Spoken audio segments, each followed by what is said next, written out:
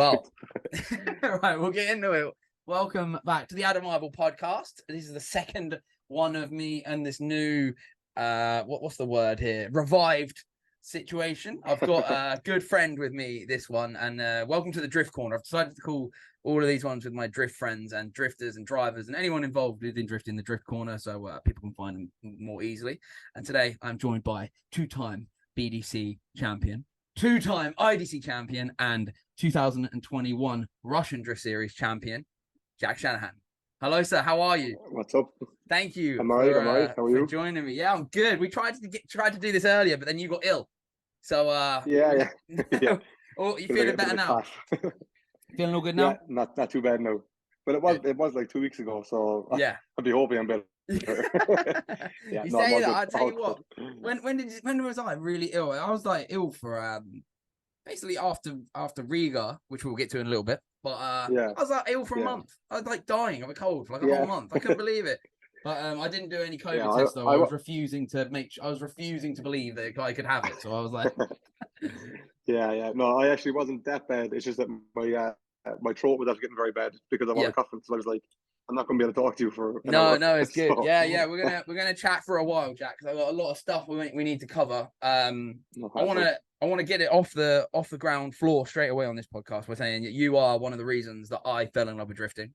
So thank you for that. Because when I first got into drifting, I saw the BDC at Scotland, and I was like, why have I never watched this before? I was like, I cannot believe that this thing is number one. How is health and safety not shut this shit down? Because this is absolutely insane. Number two, why am I not doing this and why am I not involved? That was like what went through my head. Yeah. I chucked a status up on Facebook saying, can anybody put me up in Ireland for the IDC Global Warfare 4? Kian from Drift Games actually hit me up and said, yep, you can stay on my sofa. That's fine.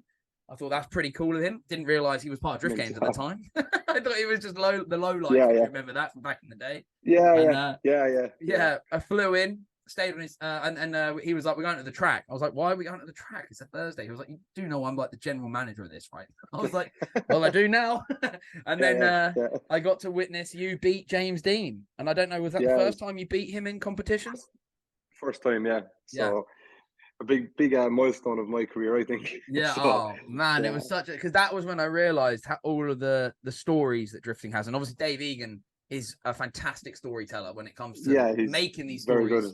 So it was like, wow, okay, like not only is this like an insane sport that I can't believe exists anyway, like, but there's like real stories to it, and the passion and then obviously your dad is a hugely unique character within the community, where I witnessed him turn one of your cars on its side to get a gearbox out once at Rockingham. I still will never forget that. So we've got a lot to talk about, man. We've got a lot.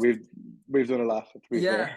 And I can't wait to go over this for all of the fans out there of drifting in general, fans of yours, and fans hopefully that will grow on the podcast. That'll be like the dream, I guess. So sounds good. So so thank you for making me get really into this financially destroying, depressing sport. yeah. Just like, you may as well have just been like, how do I throw away all my money? It's like, I'll just do this. And then obviously I've become friendly with all you Irish lot, and you've got Mondello Park, the wonderful Mondello Park that for some reason still allows drifting, which is amazing. And we hope hopefully they will forever. Obviously we've seen what's been going on. I don't know if you've seen what's been going on with all the bash stuff with Dave. I've seen it. I've been kind of looking closely a little bit, and just kind of I totally agree with it all, to be fair. So I do too. Especially in the right direction.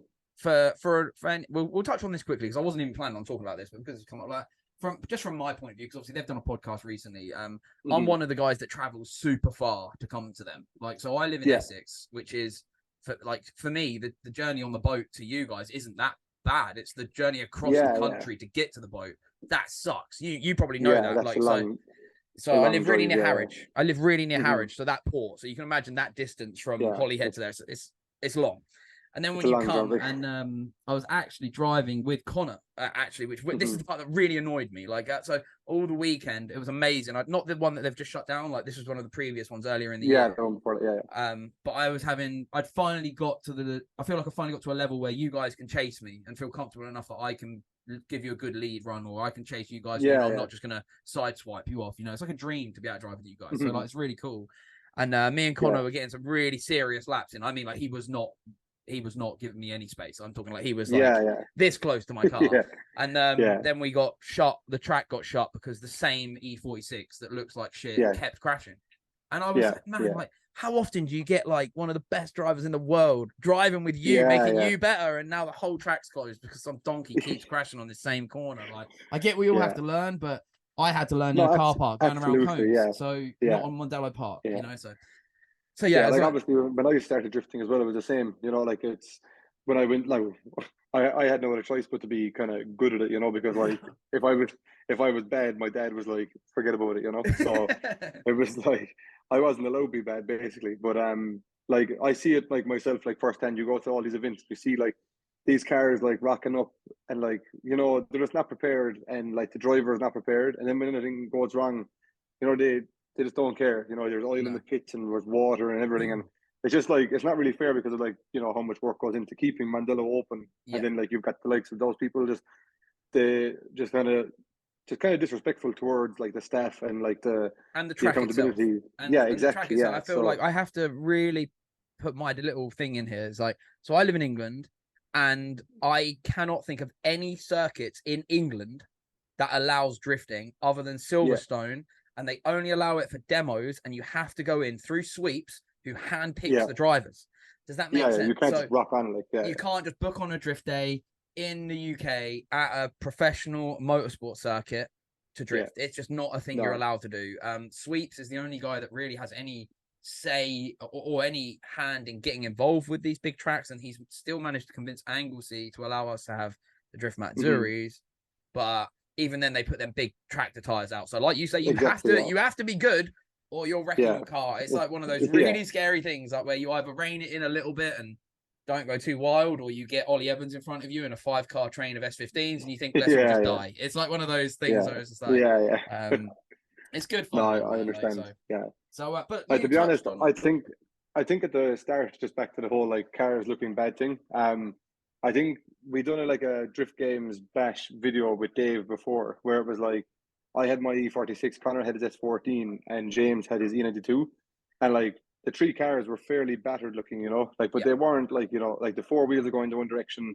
We were still able to skid and have some fun, but like we weren't just crashing into each other deliberately. We were just like literally practicing, but like obviously going to the 110% because if it does go wrong, it's not the end of the world because the cars are cheap to fix. But I think when Drift Game has done that video, I think people didn't see it as that was us practicing, and they seen that we just had these like ugly cars, and they were like, "Oh, let's just do ugly cars." And to be honest, after that video, I actually painted my E46 and like tidied it up and put a body kit and stuff in it because like my personal looking at the car was like, that's an ugly car. So like, and to be honest, like it cost maybe like I would say €600 to make it look anyway reasonable. I mean, I saw it, didn't I? At the last bash, it looks like a decent E46. While you talk now, while you talk, because I know what you're going to say, I'm just going to change the battery in my earphones. I'm the most unprofessional podcast host ever, and it's just giving me the little warning that it's going to turn off. So 1 second, mate. You can keep talking while I do this. But there we go. Yeah, but like my E46, it costs like maybe like €600, €650 just to make it like presentable, and like that was buying like secondhand bumpers, secondhand wings and quarter panels, and like I painted it all myself, so like it was just doing it cheaply. But like all these people that are into cars, they like learning how to do stuff. So like if you can't paint a car, it's a perfect opportunity to paint an E46 because it's not the end of the world if you can't do it. Like I can't paint, but like it came out okay. You know what I mean? And like it's a 20-footer, like from 20 feet away, it looks pretty decent. Like when you get up close, it's still as rough as anything. But just for like the general public looking in, it'll make it just like, oh, like that's a nice looking black E46. Definitely. Like it's got a nice set of wheels. Like it's not impossible to make your car look like clean. It doesn't have to be like stylish or have like all these fancy flames and everything. It just has to look clean, have all the right body panels, and just be presentable. Like that's all that Drift Games are after. I think people have taken it up the wrong way, that like they're like looking for pro spec cars for people to learn in. That's not what they're saying. They're saying that you need to have your bonnet and your bumper on. That's all. You know what I mean? Yeah. Like, don't just pull off all the panels because they're worth money. You know what I mean? Like, just get cheap fiberglass ones, and you can take off the original good stuff if you want to. Yeah. So I think that was like the miscommunication between their announcement and what people actually took in, because obviously like the response was fairly 50-50, I think. And like there was lots of people agreed with it, and then there was lots of people that were like, oh, like my chances of ever driving in Mandela are slim now again. And it's like, if you can afford to do one bash, the price it's going to cost to do one bash, you could just take that money and split out that one bash and put that money into making your car better, and then you can apply for the next bash, and then you're able to go. Yeah. And then you've got a decent looking car, and you're able to drive with everyone again. Yeah. You know what I mean? So Definitely. I think that's what people didn't understand. It's like they thought that going to the bash only cost like €100. You know what I mean? But like a drift games bash weekend is going to cost you €1,000 no matter what way you go about it. But then you got your tires, fuel, getting to the track, your accommodation. You know what I mean? So like that €1,000 can go a long way on like making your car presentable just for the sake of sitting out one weekend. You know what I mean? So definitely. It's definitely doable for sure. So you touched on something that I want to go back to. You said that when you were younger, your dad said you got to be good. Okay. Yeah. So I want to go back to the beginning. How was drifting the sport that became the chosen, like the chosen thing, you know, like out of like rallying and track and you know all the stock car stuff, and it ended up being drifting, which I mean, you're 24 now? 24 now, yeah. 24. So you started when you were 13. Started drifting when I was 13. No, well, drifting like at the end. Yeah, I was 13. So like the end of 2012, I just turned 13. I started drifting. So 2012 drifting had been around 2011. 2011. So around then times, drifting had been around our side of the world for maybe 6 years. So like, how was it? Yeah, like maybe 7 years. I know they came to Rockingham in like 2005, 6. Yeah, well, something like that. I think the first competitive drifting in Ireland was in 2003.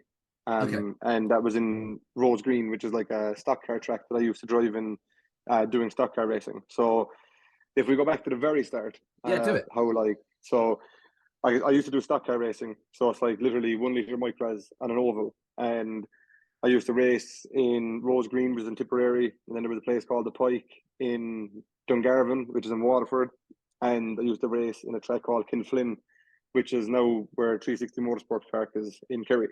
So used to race between those three places, and there was a couple of places up the country that we could race as well, but it wasn't really like championship stuff. It was just kind of more for a day out. We used to go up there. But so I started doing that when I was like 9 and 10, and like kind of got into it.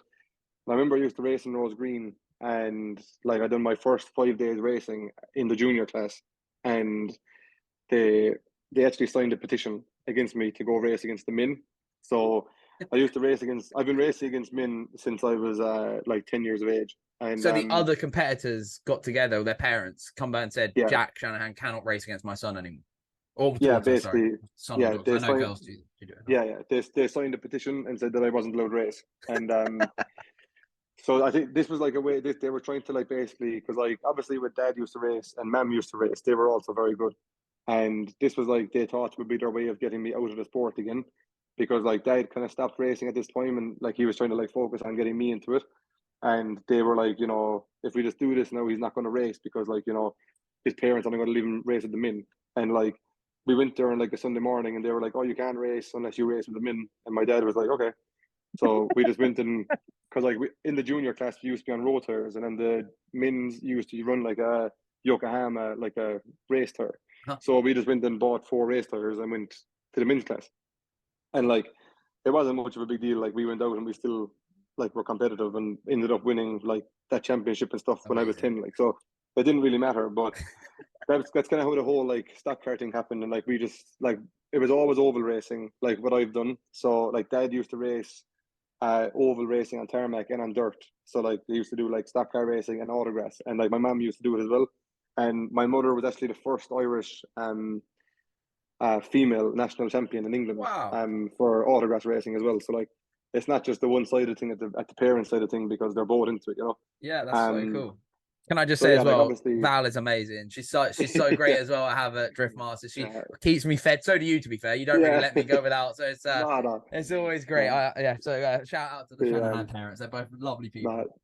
They're good at looking after people, to be fair. But so like it wasn't just a one-sided parenting. Like my two parents were like, pushing me to be good at whatever, and so then how we got into drifting was me and Tomas Kiley, who's another Irish drifter now. Mhm. He used to race stock car as well because there's only a month between us. So when I started racing, he started racing like 2 months later.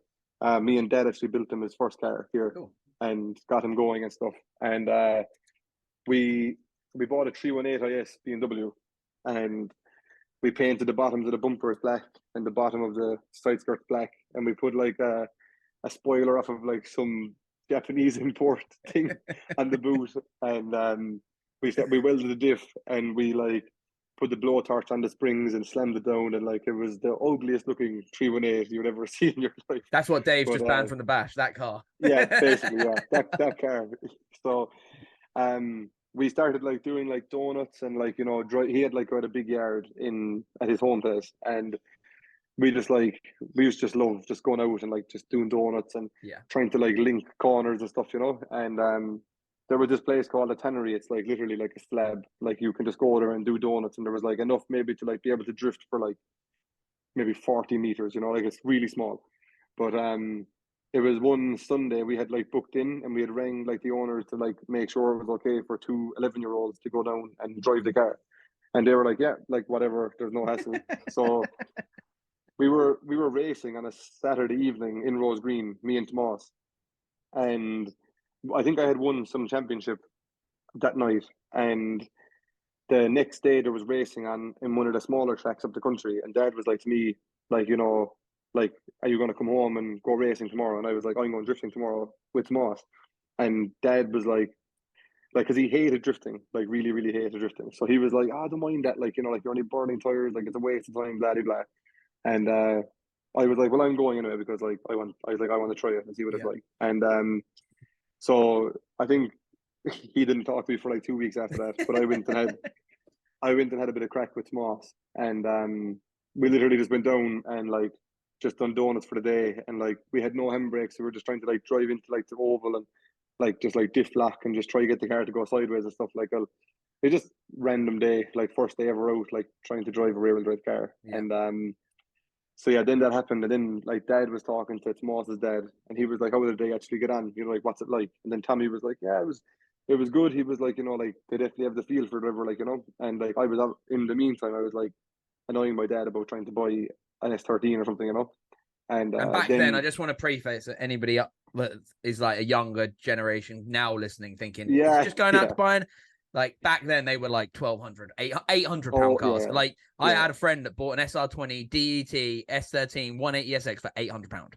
Like it yeah, was it nice was as cheap, well. cheap. Like, better carry on. Sorry. So the yeah, so like I had like all of like my childhood money still saved up at this point, and I was like, I'll pay for it myself. I was like, but I just need you to find the car and do whatever. And he was like, no, he was like, it's fucking sorry. He was No, like, nah, you it's can a swear waste all of you time. want. You can swear all you want, man. It's a podcast. He was like, It's all good. It's but he not was Drift like, yeah, Masters. I haven't got to make you not swear at this one. It's fine. yeah, yeah. But he was like, it's a waste of time. You shouldn't be doing it. Like, all you're doing is going around in circles, like blah blah blah. So I would say after like probably 3 or 4 months trying to convince him, we found an S13, like a 180 SX. It was kind of like parked for a while, but I was like, we just go look at it. So we looked at it and ended up buying the car, and a spare like S14 shell came with it and everything, and like an engine and like loads of wheels and everything. And like as you said, it was like, I don't know, was it like €2,500 or something for like all this Bring stuff? back Like it those was, days. Bring them back, it please. was like we drove the car home. So like we got Mike Dean to come and look at the car with Oh us, yeah. and like we drove the car from Limerick back to Cork like that night and everything. So I was like, this is unbelievable. So like this is like my drift car, like it was class. And then the next day we rang James Dean and we were like, can we like what's the upgrades we can do to the car just to like get going and whatever. So I think James came over, like went through it, and we got like the Euro kind spacers for the track rods and stuff, just to get a little bit of extra lap, just to be able to like see if we could drive the thing or whatever. And yeah, like that's kind of how it started. Like, so obviously James and Mike Dean are like a big responsibility as to why I like drifting in the first place, was because they literally live like not even a mile away from the house. So like Mike used to come here when I was younger to change all his tires and stuff because he never had a tire machine in his garage. and like he used to drive over in the drift car, and like he Right. used to be doing like donuts and like taking me for spins down the road in the drift car and stuff like so. Like, and I remember like one time he had like an SR20 like E85 like 500 horsepower, like it was like one of the best drift cars in the country at the time. When I was like maybe like 9 or 10, and I'll never forget. He came over and done a load of donuts in the yard, and I jumped in and he took me for a spin down the road. Like, and I'll never forget like the sound of the car and like the rattles of the stones after floor pan, because like obviously it had no interior and stuff, you know. And like when we got to the main road, like he just like left the cross and it's like first, second, and he's like menging down the road. And I was like, this is like the best thing I've ever experienced, you know. I was like, this is what I want to do. Like I was like, there's nothing else can compare to like that feeling right there. Like just being stuck to the seat and like the smell of the fumes, the tire, like everything. It was just like, this is all I want to do, you know. Yeah. So I was like, yeah, I was like, this is it. And then like 2 years later, we ended up getting the car and doing the few upgrades and stuff. And I think we done like one competition, and then like from that one competition, my dad was like, "This is like unbelievable," you know. It was like once he figured out like the rules and like how it all worked and everything, there was like no getting away from it. Then it Yeah. was like, "This is it," you know. So that's kind of how it all started. Was like literally just a nagging young man who just wanted to go drifting, and then once I got the approval from dad, it was like, yeah, let's go do that, like, you know. So it was yeah, and like that was the start of a journey like that I couldn't have ever imagined was going to happen. You know what I mean? Yeah. So it was fairly nuts. I want to carry on this journey. So once you got the car put together a bit more drift Hmm. prepared, Yeah, yeah, drift spec, whatever people want to call it, right? yeah, So yeah, how then did the progression come? Because from what I understand, and I only understand this from like listening to commentary from Dave and that, because obviously Dave's known you yeah, for a long yeah. time. Like, so Hmm. James actually taught you. Yeah, more or less. So we went back to that place called the Tannery with the 180 again, and James came with us, and I couldn't like I could not drive this car. I mean, like I could not do donuts. I could not slide it anyway at all. Like, and I left that day like feeling so disheartened, being like, I don't think I'm ever going to be able to do this. Like, you know, because like no, I was 11 or something. So like I, it's not like I was giving myself much of a chance, but That's the end of your I was world at like, 11. yeah, I was like, gee, I was like, I can't do this, like, you know. And like James was driving the car that day as well, and like he was able to make a little drift track out of like this like small little area, you know, and like it just looked sick. And I was like how is he so good, you know? Yeah. And so he was like, he was always there. So like from that moment, then we went to like Watergrass Hill, and we got like my first actual practice day on the track, and like we done like 2 practice days, I think, where he like taught me how to just like drift corners. Like there was no such thing as like learning how to link the track. It was like just try drift this one corner and drive straight and try drift the next corner, you know. Yeah. And that's kind of how he taught me at the very start. And then I think he had an event somewhere where he couldn't come to like the next practice day, and I was there by myself basically. And I was like, I've no like, you know, it's like the teacher's not in, like, you know, we can go mad, you know. So I remember like in the morning I like went out and I was like, you know, just like trying to drift the corners or whatever, and I like felt pretty good. And then I was like, oh, I'll just try link the track and just see what happens. And then like it took maybe like 5 or 6 laps, but like eventually it just kind of happened.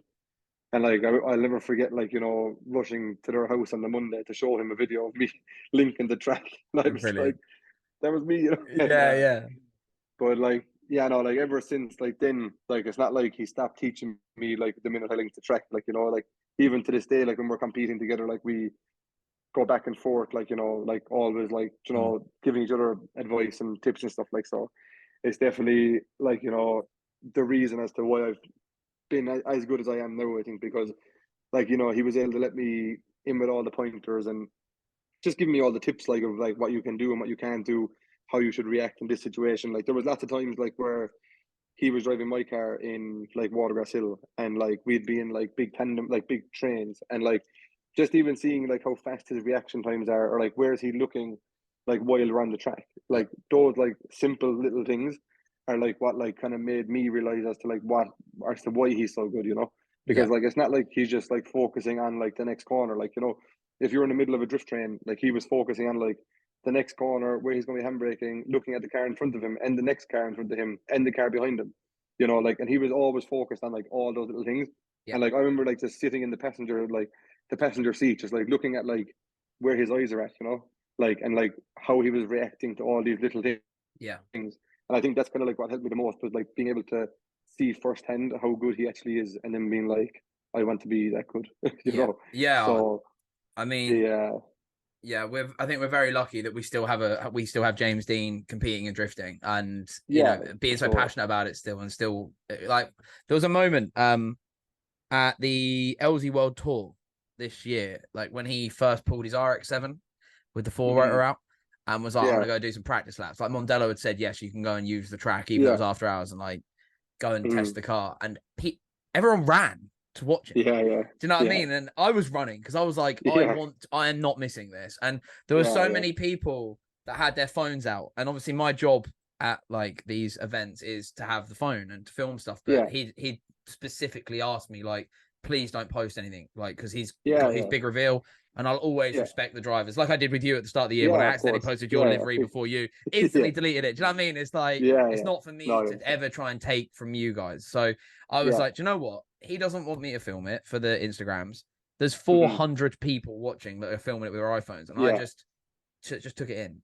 I was just yeah, standing, yeah, no phone out. I yeah, was just watching it, and it was that hearing a four rotor for the first time. Well, I'd actually heard Mad Mike's at that Liverpool Drift hmm, Shifters event, but I'd forgotten about it. Do you know what I mean? Like, yeah, because yeah, I yeah, don't have the relationship with Mad Mike like I have with James, hmm, and like, I've been following the yeah, build on yeah. So it's YouTube and different, like, being able to like yeah, kind of watch a guy that I consider a friend now, like yeah, doing these crazy things in this yeah, crazy yeah, car. I was just like, man, that is yeah. like It's just such a sick. special moment. So I think it Hmm. must be so cool for yourself to have had him as your like mentor almost as well. Do you Yeah, know what I yeah. mean? Like Like, obviously, we went from being like, I was just some random kid who was just a big fan, to like, no, I would consider myself one of his good friends, So yeah, it's like, definitely. and even the whole thing with the RX-7 with the four rotor and stuff. I remember when he built the car, because there was a fabricator who used to work here for us, and he like done like some things to the RX-7 for him, like back in the day when he was just building it. And like I think from the moment he built that car, that was like my favorite drift car ever. Hmm. And when we when he like had the last SR20 in it, like he was like to me, he was like, I'm never like he got the Mazworks SR20 and Yeah. had it in it, and it sounded amazing, it went good. He even let me drive it. And like I was like, this is sick, like, because like it literally is my favorite drift car like ever. Yeah. And he he said to me, like we've had so many drunken conversations about, like, engines, like, like all these other people talk about women. you Yeah. know me me and James, when we're drunk, we talk about engines. Yeah. We're on about, like, I remember a couple of years back when he was like, I was telling him about the RX-7, and I think it was like the first time he ran it with the big Country Lab spoiler on it, and I was like, man, I was like, this thing is amazing. Like, I was like, this has like made the car even better than what it was. And then we were like having a chat one night, and he was like, the dream is to put a four rotor NA into this thing. And I was like, just go for it. Like, like at the time I didn't realize how much it was, or how much stress it was going to put him under. So I was like, just do it. Like, if that's what you want to do, it's like, just, you may as Just well do just get it. it done. Yeah. So I remember at the start of the year, like, it was funny. It was like he was announcing like something big to me, he was like, he like sent me a text, and he was like, might call over for a chat or whatever. And or I was like, he was like, what are you up to? And I was like, oh, nothing. And we were having a chat then, and he was like, I've got some news. And I was like, Jesus, I was like, what could this be? And then he's like, I'm finally going to put the four rotor into the RX-7. Amazing. And I was like, oh man, I was like, this is sick. And like, it's funny, like, he knows it's like one of my favorite cars. So when I go, like, when they had the car like ready to run, like, I called over, and like I was just kind of offering like a little bit of help, because like they were fairly stressed before the LZ World Tour, and we were in the shed, like, and they were like having issues, like, and he was like, we'll start it now, and the lads were like, it's not ready to start. Like, he was like, but Jack wants to hear it, like, he was like, we'll just start it, like.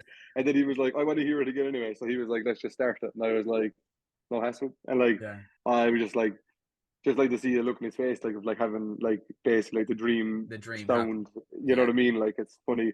But yeah, no, like, to go from like where we started like 10 or 11 or 12 years ago now, to where we are now, like with our friendship and stuff, it's nice for sure. So, Definitely. and it's a Definitely. lot of like, there's a lot of respect between the both of us and stuff as That well, which is good. that So That's great. So That's great. I'm not too close with James. Like he didn't come this season very much, has he? He's only done. no, just I two can't think. Has he events. done 2 events so far? One, Yeah, two. He did he done Ireland and Riga.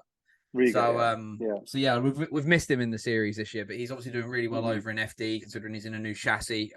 Yeah, It's just great to see, man, because I really like him. Like I've got to spend a bit of time here and there hanging out, like especially at yeah, Dave's yeah, Stag and stuff like that. It was really cool. yeah, Like, but he's like a fairly elusive character to me because he's not been yeah, yeah, around this year. So hopefully one day I can yeah, have a real deep chat with him about this sort of stuff. But it's been really cool to hear yeah, your insight with it as well, because obviously I knew that he was kind of special in your journey, and yeah, you for have those sure. people, right? Like so. Yeah, And like you, like even for me, like obviously I've never done competitive drifting, but I've done a whole lot of drifting now over the last few yeah, years, yeah, and you're one of them people for me because I came yeah, over for that Honda event, yeah. 2017, I think it was 2008. Do you know what? I think it was 2017. I can't remember. It was a long time ago. Like time's gone Hmm. so quick.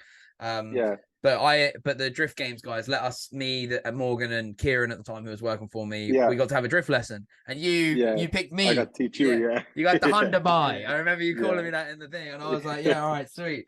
And then just I having the tips remember. from you, and it was cool, and it was just wow, this is cool. Jack Shanahan's teaching Yeah. me how to drift, and now like I go out on Mondello, and you're chasing me, and I'm like, oh shit. Yeah, But the yeah. worst one I had No. at Mondello actually was with James behind me because he was in his freaking Eurofighter, and I was Yeah, in my yeah, S15, and I was like, just oh fuck. I was like, no, I'm not ready yeah, for yeah, James Dean to follow me into this fast corner. I'm yeah, not confident enough in this corner. And yeah. No, I it's just went funny. in like such a wetty, and I didn't do it well enough, and I fucking fucked up. And as I span like this to look back at the track, not on purpose, obviously, the car's going the wrong Yeah, way. yeah, He's 360 and into the corner, and I'm like, well, we're both dead. I was like, we're yeah, dead. yeah, We're dead. I'm the guy that writes off James Dean's fucking Eurofighter. That's honestly what went through my head. I yeah, was like, so yeah, I feel so bad for that gearbox. This is probably why it started to blow up. But I yeah, literally went backwards into first, and I was just like, yeah, yeah. but Oh no, that's Jesus. so cool. And Yeah, you've obviously won a lot in the last, well, since 2016 onwards. yeah.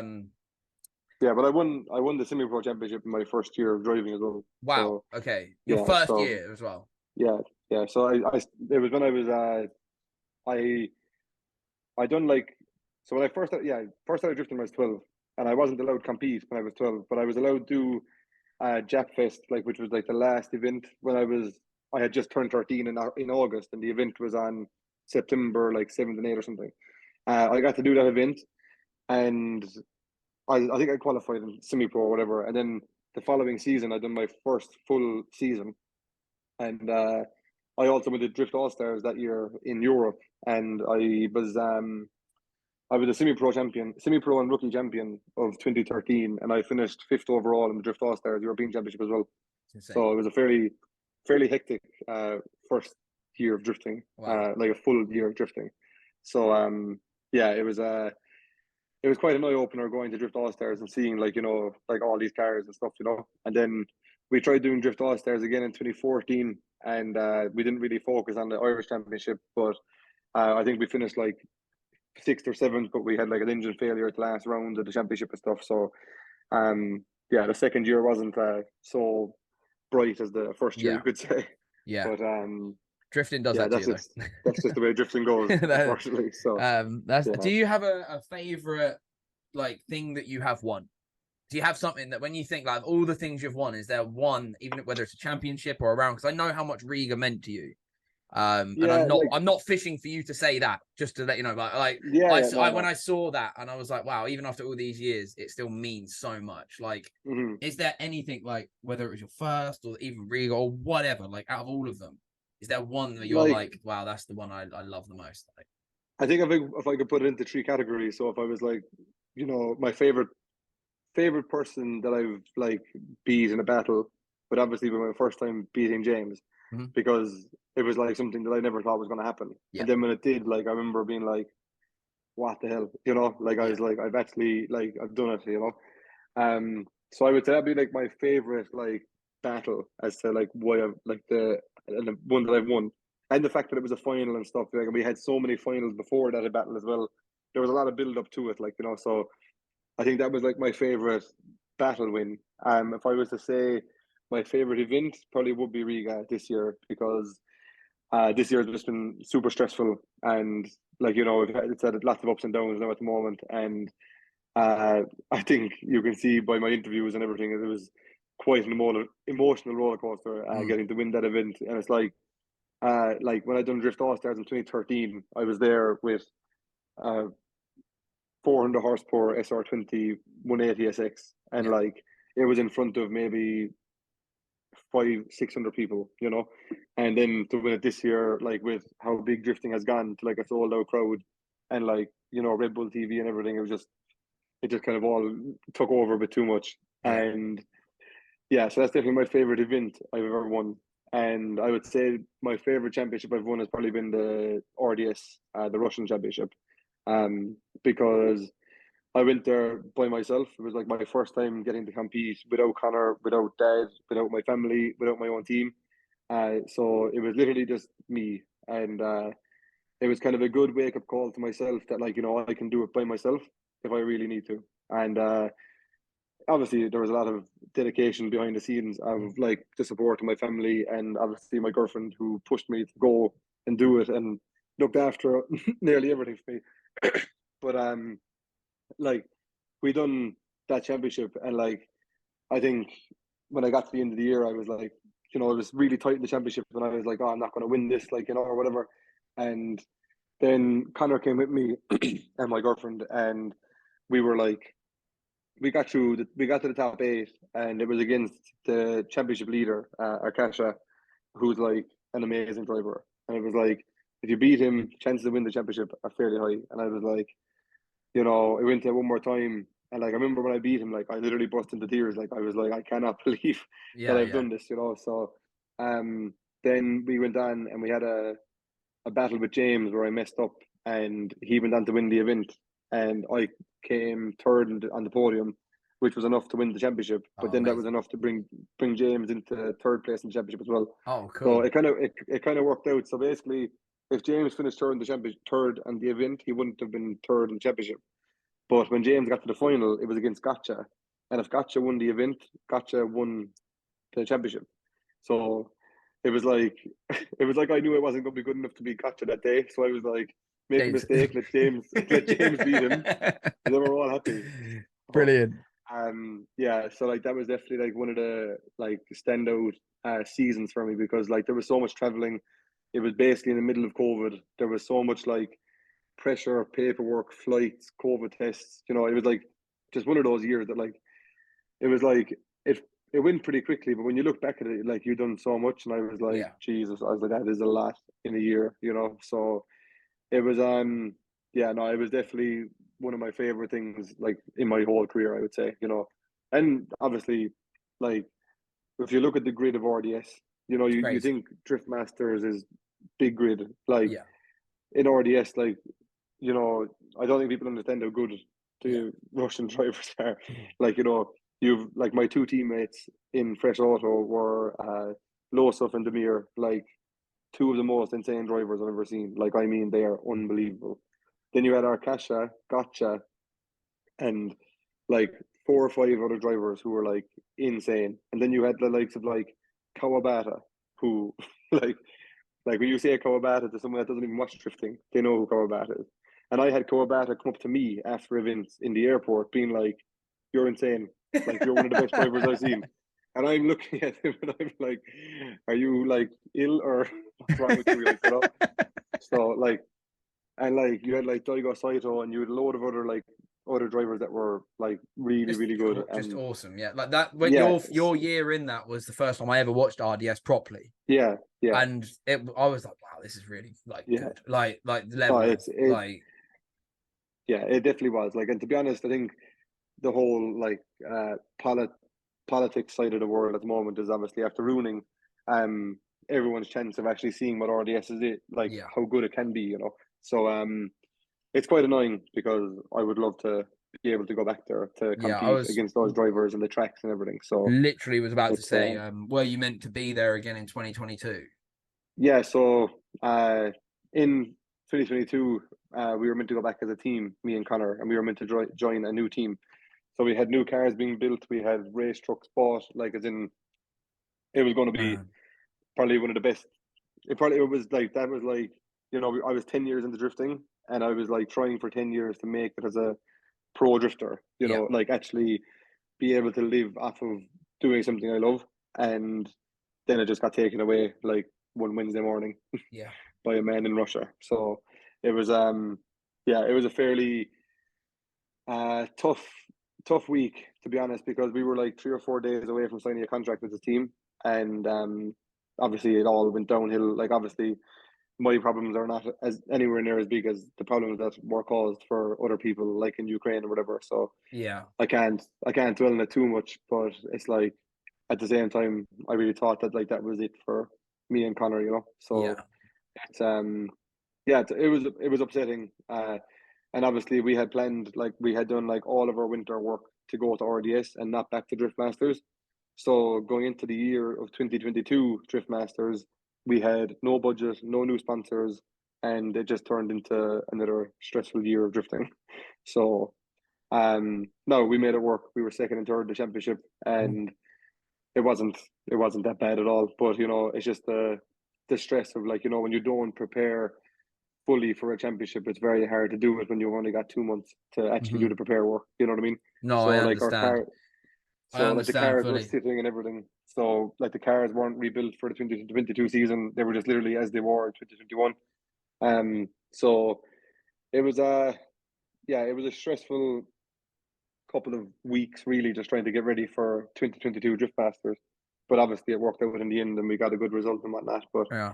I think this year we kind of really showed that, like, when we do prepare and we really are focusing from the winter months into the season. I think we've definitely shown that we are the best team in Drift Masters this year. Like I'm usually not cocky about saying that we're the best of anything, but I think if anybody tries denying two brothers from Cleveland being in the top of a championship, like, you know, screw them. Yeah. So I feel like you guys get a bit of a hard rep online because mm, I don't think they realize how small of setup you guys really are, because you yeah, guys win a lot and you're always in the mix for to win, right? So it's like, yeah, there's the big names, and obviously yeah, obviously yeah. the fans of maybe the drivers that aren't up there yet. I think there's a lot of drivers that will throughout the years start really Hmm. pushing. Laurie Heinonen, look at him this year, 300 Yeah, brake extra brake exactly. horsepower, Yeah, and all of a sudden he's an absolute monster. Do you yeah, know what I mean? Like, so yeah. it's No, it's incredible. there's going to be drivers that keep improving and the cars keep getting better, etc., etc. But I feel like from being able to see it on the ground floor, when you literally see it, your mum, your dad, your girlfriend Yeah, comes sometimes, you've got your yeah, mates spannering on the cars, and exactly. Yeah, it really is like a super tiny setup with one lorry with a trailer that brings both of the cars yeah, and the boys. Do you know what I mean? yeah, Like you all yeah. Like fly it's in on the same planes as us. You're on the Ryanairs. We yeah, yeah. normally are on the same It's plane normally, aren't we? Like bumping yeah, into each other. And yeah. it's like I feel like when I'm like, because obviously I see all of the comments and I delete a lot of the nasty stuff because people are just Mm, assholes, and I'm just yeah, I don't think they realize, like, after the event, like, we're all partying at your truck in Germany, and you got Peter yeah, Wojcik exactly. there, Yeah, you got Diego yeah, Correa, like, yeah, all like Oriane Nielsen's coming over, and Oliver yeah, Randley, yeah, like everyone, Laurie Heinonen, like everyone comes together yeah, and just has a laugh at the end of it. Like, so yeah, while everyone else is arguing online about, oh, this is bias when it isn't, like it just yeah, yeah. it isn't To be honest, bias. it's It's that's probably like that's probably the most disheartening thing, like, about after a drift event. You know, like we so like I build the cars myself. So Mhm. like the two GT86 is like the only thing I don't do is build the engines basically. And so like it's literally a small shed up the back that, like, there's just enough room for two cars and like one customer car that I can have in there myself for the winter. And I don't think people actually grasp that at all. That, like, we don't have money. You know what I mean? So like we every every thing we have goes into making sure that we can provide a show for the public. You know what I mean?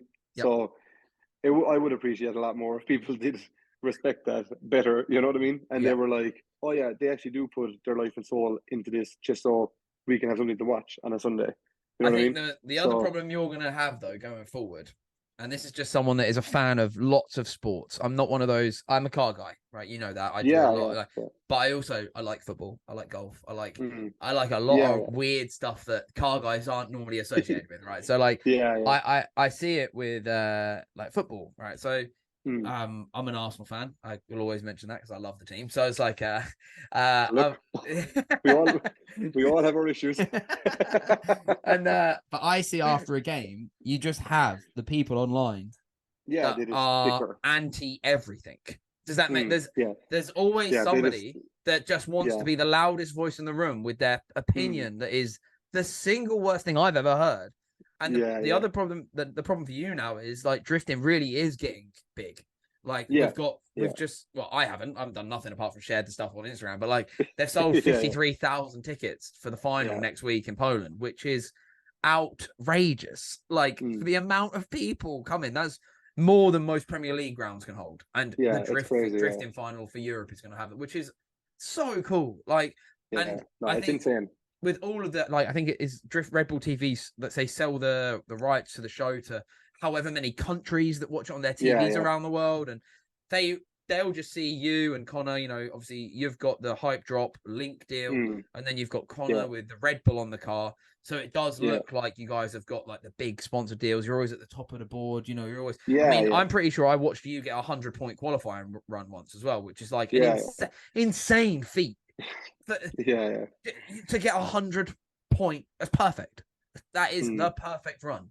So it's like, you know, you're hitting these milestones in drifting that probably a 24-year-old lad that builds his own car in a shed from Cork probably shouldn't be doing. Do you know what I mean? So you're always going to have those people that will just hate you because you're good. They'll hate you because their favorite drivers just got knocked out by you, or what, you know what I mean? It's always those things. So I think when it comes to that sort of stuff, just don't even look at it. That's what I'd just say. Don't even look at it. And if you do, don't reply. Because I used to when I was bigger online and more involved in everything, and I used to reply, I'd get myself in so much trouble because I just tell everyone. No, I don't even like, I barely do Instagram posts, not to mind have the energy to reply to them, you know.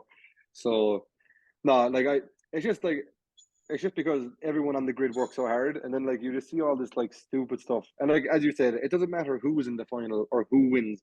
People have something to say, and you're like, you could just not say it. You know what I mean? And like, just it doesn't really be matter. happy. Like, just be happy. The fact that drifting is on this international stage, and you get to watch it for free.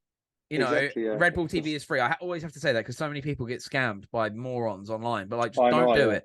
Like, it's all free to watch, and we are all trying to put on the best show possible that we can, for very little money. You know, and it's like we're like all just trying to make sure that the sport is presented in a way that us guys that love the sport and dedicate a lot to the sport, you know, it's shown in a way we want. You know, like that was always something that I wanted to do when I spoke to Dave and understood what my role really was, because at the start I had no idea, and then when I got to chat with him a bit more and we kind of figured out where I fitted into the Drift Master setup with the stories, and I was like, I'm just gonna make it way more personal, you know, like show stuff that like Red Bull TV wouldn't show because they can't, whereas I can because I'm just the Instagram, you know. So like, and we get we get great views on the stories every week. Like and I post billions of stories when we're at the events, and I started putting them on TikTok, and one of them like sent the stories catastrophically high on like to the moon basically on the TikTok one weekend. It was like, but that's all views we're trying to get for like you guys to show your sponsors off, to show to them, hey, look, this is happening as well, and look, you can help us out a bit more or whatever, like, because we want you guys to stay. We want the show to keep carrying on, because I mean, you know, that I feel like we've got some amazing personalities in drifting now. We've all unique stories, and it's so much fun to be a part of like the show a little bit. You know, like one of the things that I did, I think, when Dave Egan from Drift Games said to me, this is kind of, I think, what we should try and push you in, and like this, I was like, all right, I'm just going to go around all of the tents of all the drivers and say, my name's Adam. And luckily I knew you guys, but like to all the ones I didn't know, like, my name's Adam, and I'm going to get in your way, but just ignore me. Do you know what I mean? And if I say, hey, can we chat? Let's have a chat. But I'm just going to be around. You know who I am. I'm here to make you guys as much publicity as we can in the best way we can. you know, like it's so much fun being around your tent because it's absolute chaos sometimes because it literally is the lads and your dad Yeah, just throwing tools yeah, and grinding stuff yeah. and you know, and it's chaos. But Mm. I don't know if you ever think about it because you're obviously in the moment with it going crazy. But when they have the Red Bull TV camera come Yeah, up yeah, and they have the sound on, yeah, I'm yeah, always like, they need to mute that. Like, yeah. because this is like a regular garage setting, but you're all Irish Yeah, and you're all exactly. Yeah, stressed. So I think we should just mute that camera and just watch the carnage and just imagine what's being yeah. said because it's just It probably chaos, would you know. be. It probably would be more child safe if it was just voiceovers. But Red So Bull coming in has been a great. I'm obviously yeah, great for your for sure. family with Connor getting Yeah, the Red Bull deal and great for the championship and great for us getting free Red Bull like when we're at the events. yeah, It's so yeah, great. Like yeah. that one event Keeps when you they up. didn't have any cans, I was like, I'm having a moment here. I don't know what I'm Yeah, gonna do. yeah. Like, Freaking out. yeah. But Yeah, you said that you are the guy to build your cars. Um, yeah. how does the GT86 platform compare to other cars you've been able to compete in? And Uh, to be honest, like I get asked this question like a lot, and like everyone is like, "Oh, like it has to be better," because I went from having like one bad season in my S14 to then building the GTA 6, and they were like, "Oh, like it has to be better because now you're driving better," and I'm like, "Well, no, I'm like I just had a bad year last year, you know, so like it doesn't mean that the car is better because like mm, I've had like I've helped people like with setups and like like anything I ever do is not really a secret, like because like it's not yeah, really that like like I'm not an engineer of any sort. You know what I yeah, mean? yeah. I'm literally just a normal lad who Who thinks likes to that this will spanner? work that Yeah, way. Yeah, like you know what I mean? So like I haven't like I'm not good with research or like anything like that. So it's like I set my car up and I'm like, it worked for me.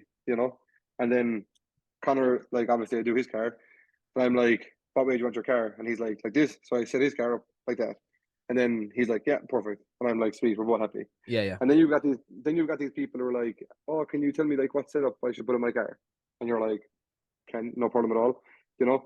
So then you send them like pictures of your car, being like, this is like this measures this, blah blah blah, and then they put it on the car, and they're like, oh, you must be lying to me, and I'm like, no, Yeah, I'm like, why would I lie to you? And yeah, they're like, I can't drive my car, mm, and I'm like, that's not my fault, yeah, you know what I mean? I'm like, I'm like, that is not my problem that you can't yeah. drive the car, Well, one like, thing I've noticed from watching you guys at DMEC, and it's not just you, but anyone that uses the GT86 or GR86, the new ones now, is the rear yeah, end is so much shorter than like a yeah, S15 or an S14 or even like yeah, Felix's E class that yeah, he uses and all yeah, that sort of stuff. And like so when you're getting close to the walls, you guys are.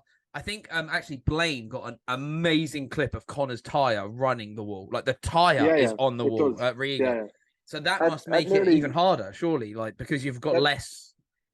that's the thing. So like you've seen yourself like firsthand at some of the events when people hit the walls. Like so like when you've got a fully curved wall, and if the wall is not perfectly in line for like someone with a Sylvia or Felix in his Mercedes, Yeah, yeah, like that's not an issue because their bumper is so far from their wheel, like they can still just run the wall perfectly.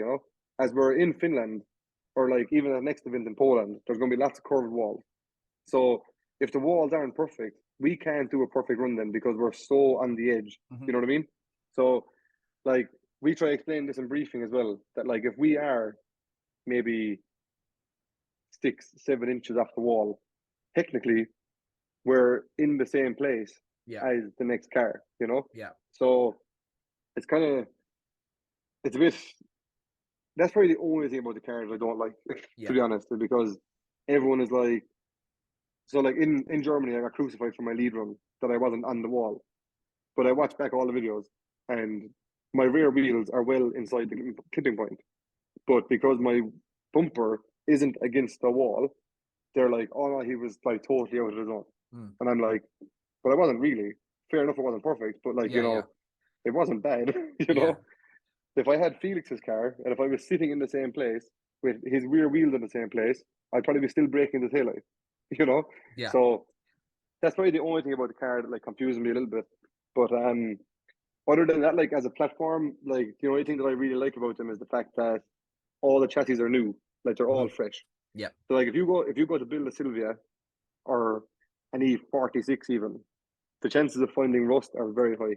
Yeah. And at that point, the car isn't very, very safe. Yeah. You know what I mean? Yeah. So like obviously most cars on the grid that are like Sylvias or whatever, everyone like probably gets crucified online for like stripping a really good shell, you know?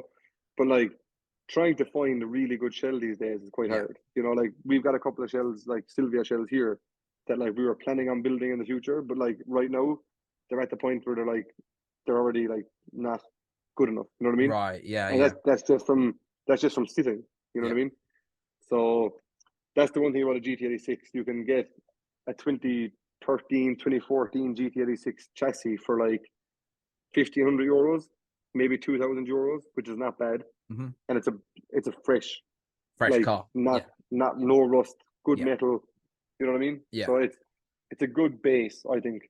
Yeah. And that's I what I have like to about say it a as lot. well. I have to say they are cool looking drift cars. Like They especially are. that body kit that you run on yours. Like, does Connor Yeah. have the same body kit? Are they the same? Yeah. Because the colors of the cars make them look obviously Yeah. different, right? But like the Yeah. way So yours sits and on them Strom wheels, how they all just like how low you run it them as looks well. cool, And I yeah. love how low you boys run your cars because Yeah. there's obviously like the whole talk of you should have your car higher and blah blah blah. No. But I have to run my car low. I only run it as high as I do now because I bought the wrong size tires. And they were Yeah, expensive, and I was like, well, I'm not yeah. throwing them away for like 3 Yeah. mil gap on my wheel. Like, I'm not. So like, No, absolutely. but like, yeah, I've always run my cars low, and I love them. I just think drifting, you can never forget like a big part of drifting is style. Like to me, it's like of course. you don't I just think like drifting is cool, right? So it's one of those things like it's gotta look super that's dope. what I like.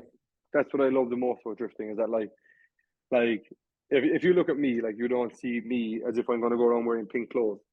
But having pink camouflage on my car is cool. Yeah. Like cool as fuck. You know what I mean? Yeah. So that's like what I like about drifting is that like you can express yourself completely different than you would if you were just walking down the street. Yeah. You know? And even like the way you drive. So like drifting to me has always been about like expressing your personality through how your car reacts, you know? Yeah. So like when you look at Connor's driving, it's like smooth, precise. It's never like he's never really gonna crash. Like, you know, he's always like in control.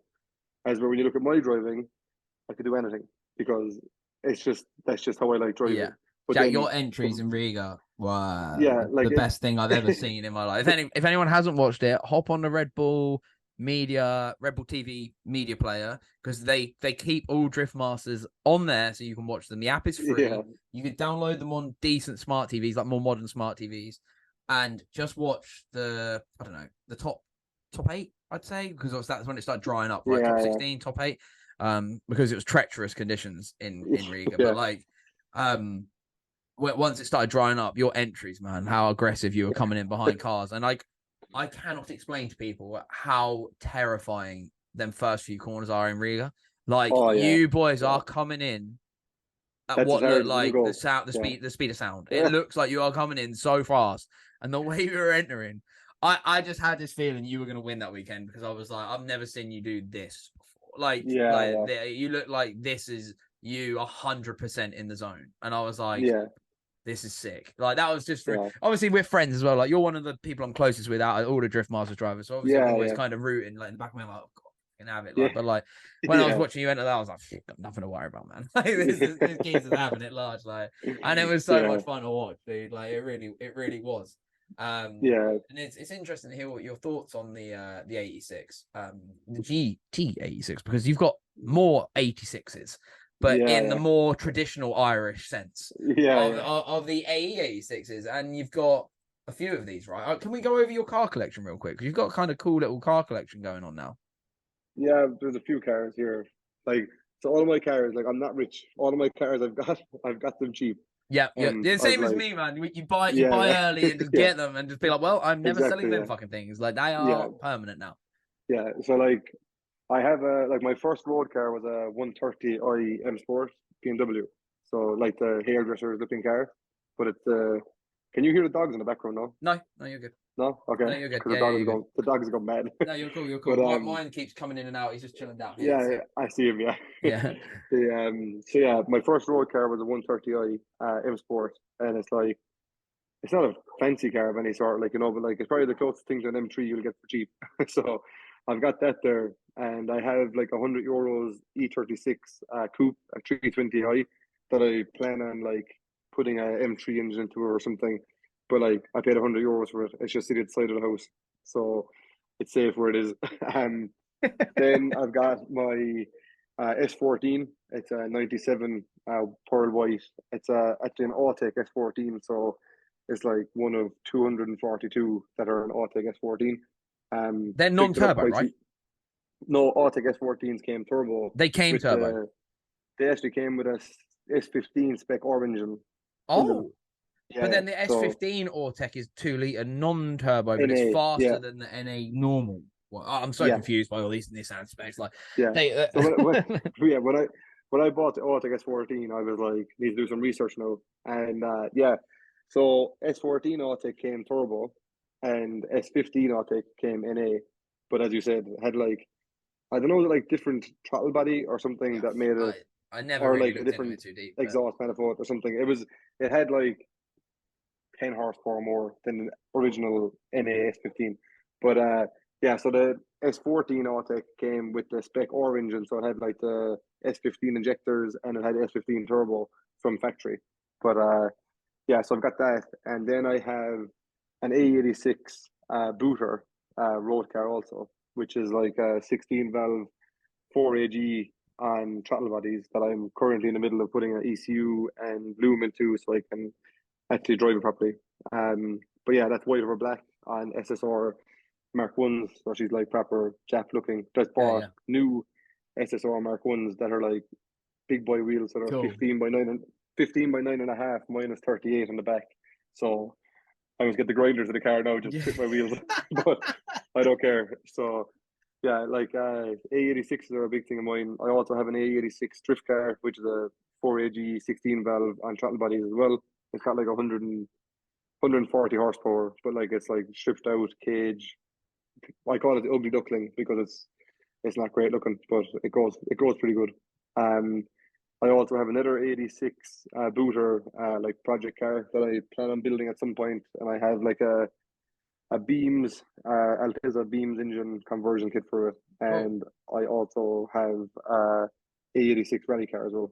Yeah. So the So rallying has been something you've been getting into yeah, recently. recently, And how do you yeah. So find like that coming from drifting? Because it's a completely different discipline, but you still get to slide the car around a little bit, right? So it's like, yeah, it's like, see, to me, like rallying is like what I would have watched like growing up the most yeah, because obviously dad used to rally as well. So like rallying was like always like the one thing in my head where I was like, I need to do this because it's cool, you know. Like, and to be honest, after doing it, like I actually don't think there's any better feeling than being on a back road and knowing there's nothing coming towards you, you know. You can just go as hard as you want and that's it. But I done my first rally back in March and I actually won my class, like of first course you rally did. out and stuff. Of So, course you did. uh, yeah, so quite a good weekend. And like, to be honest, I like so in Ireland you have to start with a 1.6. That's like the highest class you can go into. And to be honest, like the class 11R is probably one of the most competitive classes in Ireland at the moment because it's kind of like the halfway point between having like a cheap car and a very expensive car because it's still only 1600, but you can have like it's 1600 modified, so it has a sequential gearbox and like all like it has like true coilovers in the rear and like really good steering and brake setup. So it's still quite a decent rally car, but it's only 150 horsepower. But yeah, I had done one other rally the week before Drift Masters round one. That didn't really go to plan with Blue Engine. But we got going for like the day two of the rally, but wasn't too bad. I plan on doing one more rally at the end of the year. It's called the Historics Rally. So I'm going to try compete in that. James's brother Mike is going to compete in that, who's in the same class as me also. So And does he have an escort? Am I right in thinking he's got an old escort? yeah, Yeah, yeah. he's got a Mark II Escort, but it's got like it's like a copy of the Gulf livery with the baby blue and the orange, and it has like Yeah. the D&M Sport stickers. one of my Beautiful. favorite rally cars. Yeah, You gotta remember, it's man. unbelievable. I'm an Yeah, Essex boy, so these old yeah, old Fords are in my blood. Like honestly, it's just yeah, there's something you yeah, can't escape if you're yeah, born anywhere in Essex. It's just in yeah, you're forced into it. It's like yeah, yeah. my first No, ever car was my first ever car that I ever owned when I bought when I was 14. Was a Mark 4 1.4 gear GX Escort 4-door in maroon brown. Like, do you know what I mean? Like, you just get Fords when yeah, you're yeah, from yeah. around here. So, like, in No, general, that's like the yeah. So 250 yeah, quid. Oh. the yeah, they were the days. The but yeah, so rallying is probably something I'm going to try to do a bit more of next year. So hopefully I'm going to try like because obviously this year it was kind of like last minute and it was like I'm only going to do selected events, but next year I'm going to hope to try to do like some sort of a championship, I would say, and Oh. like maybe try have like a rally program. So if anybody wants to sponsor me in my rallying career, It's you could sponsor me. yeah, hit up Jack on Instagram if anybody but legitimately would like to sponsor him for stuff like this because it's yeah, definitely worth putting your so money into. yeah, so obviously the drifting is like ran by the Shanahan's team. So like that's who like my so like Connor basically runs the Shanahans and I just drive for the Shanahans then. So my rallying career will be completely separate and by myself. So hopefully next year I can like try run my own program and just like I want to try do like all of like the major international Irish rallies because like unless you've been to an Irish rally, like an international Irish rally, I don't think you understand how big it is because I've never been. like it's you need to be at one of them because it's I'd love to crazy. come, Like man. the amount of car heads that like just show up and like it's just sick. Like and like the stages and like the view, like the Clarny Historics Rally is on December 7th or 8th or something this year, and like there's one of the stages called Mal's Gap, and it's probably like it's probably like the most famous Irish rally stage ever, and I got to drive it once this year already in the last rally I done, and I must say it's like you're flat out and then you like get distracted because you've got this amazing view to like you're right off the edge of a cliff that like just drops for like 600 meters. Yeah. But it's it's like unbelievable. Like all of the Irish rallying is like really, really big and like obviously the following we have for like Mark II escorts and stuff here as well is insane. Like we've probably got Same, like yeah. some of the best Mark II escorts in the world, like in Yeah. Ireland, you know. So it's There's one that turned up randomly to Wayne's place, Coran Motorsports, yeah, when I was there last. A blue yeah. one with coffee on the side of it. Like the guy's name's Coffee, I think. Coffeey, I think it's maybe spelled. But like Mm, when it turned up, I was just like yeah. frothing at the mouth. I was like, oh my god, man. Was Like it a rally car, yeah? it's a road car. But it comes to Okay. Mondello, but it's like looks like a rally car. Does that make sense? It's Yeah, like it's yeah, blue, yeah. like a baby blue almost, like a proper dark but nice blue.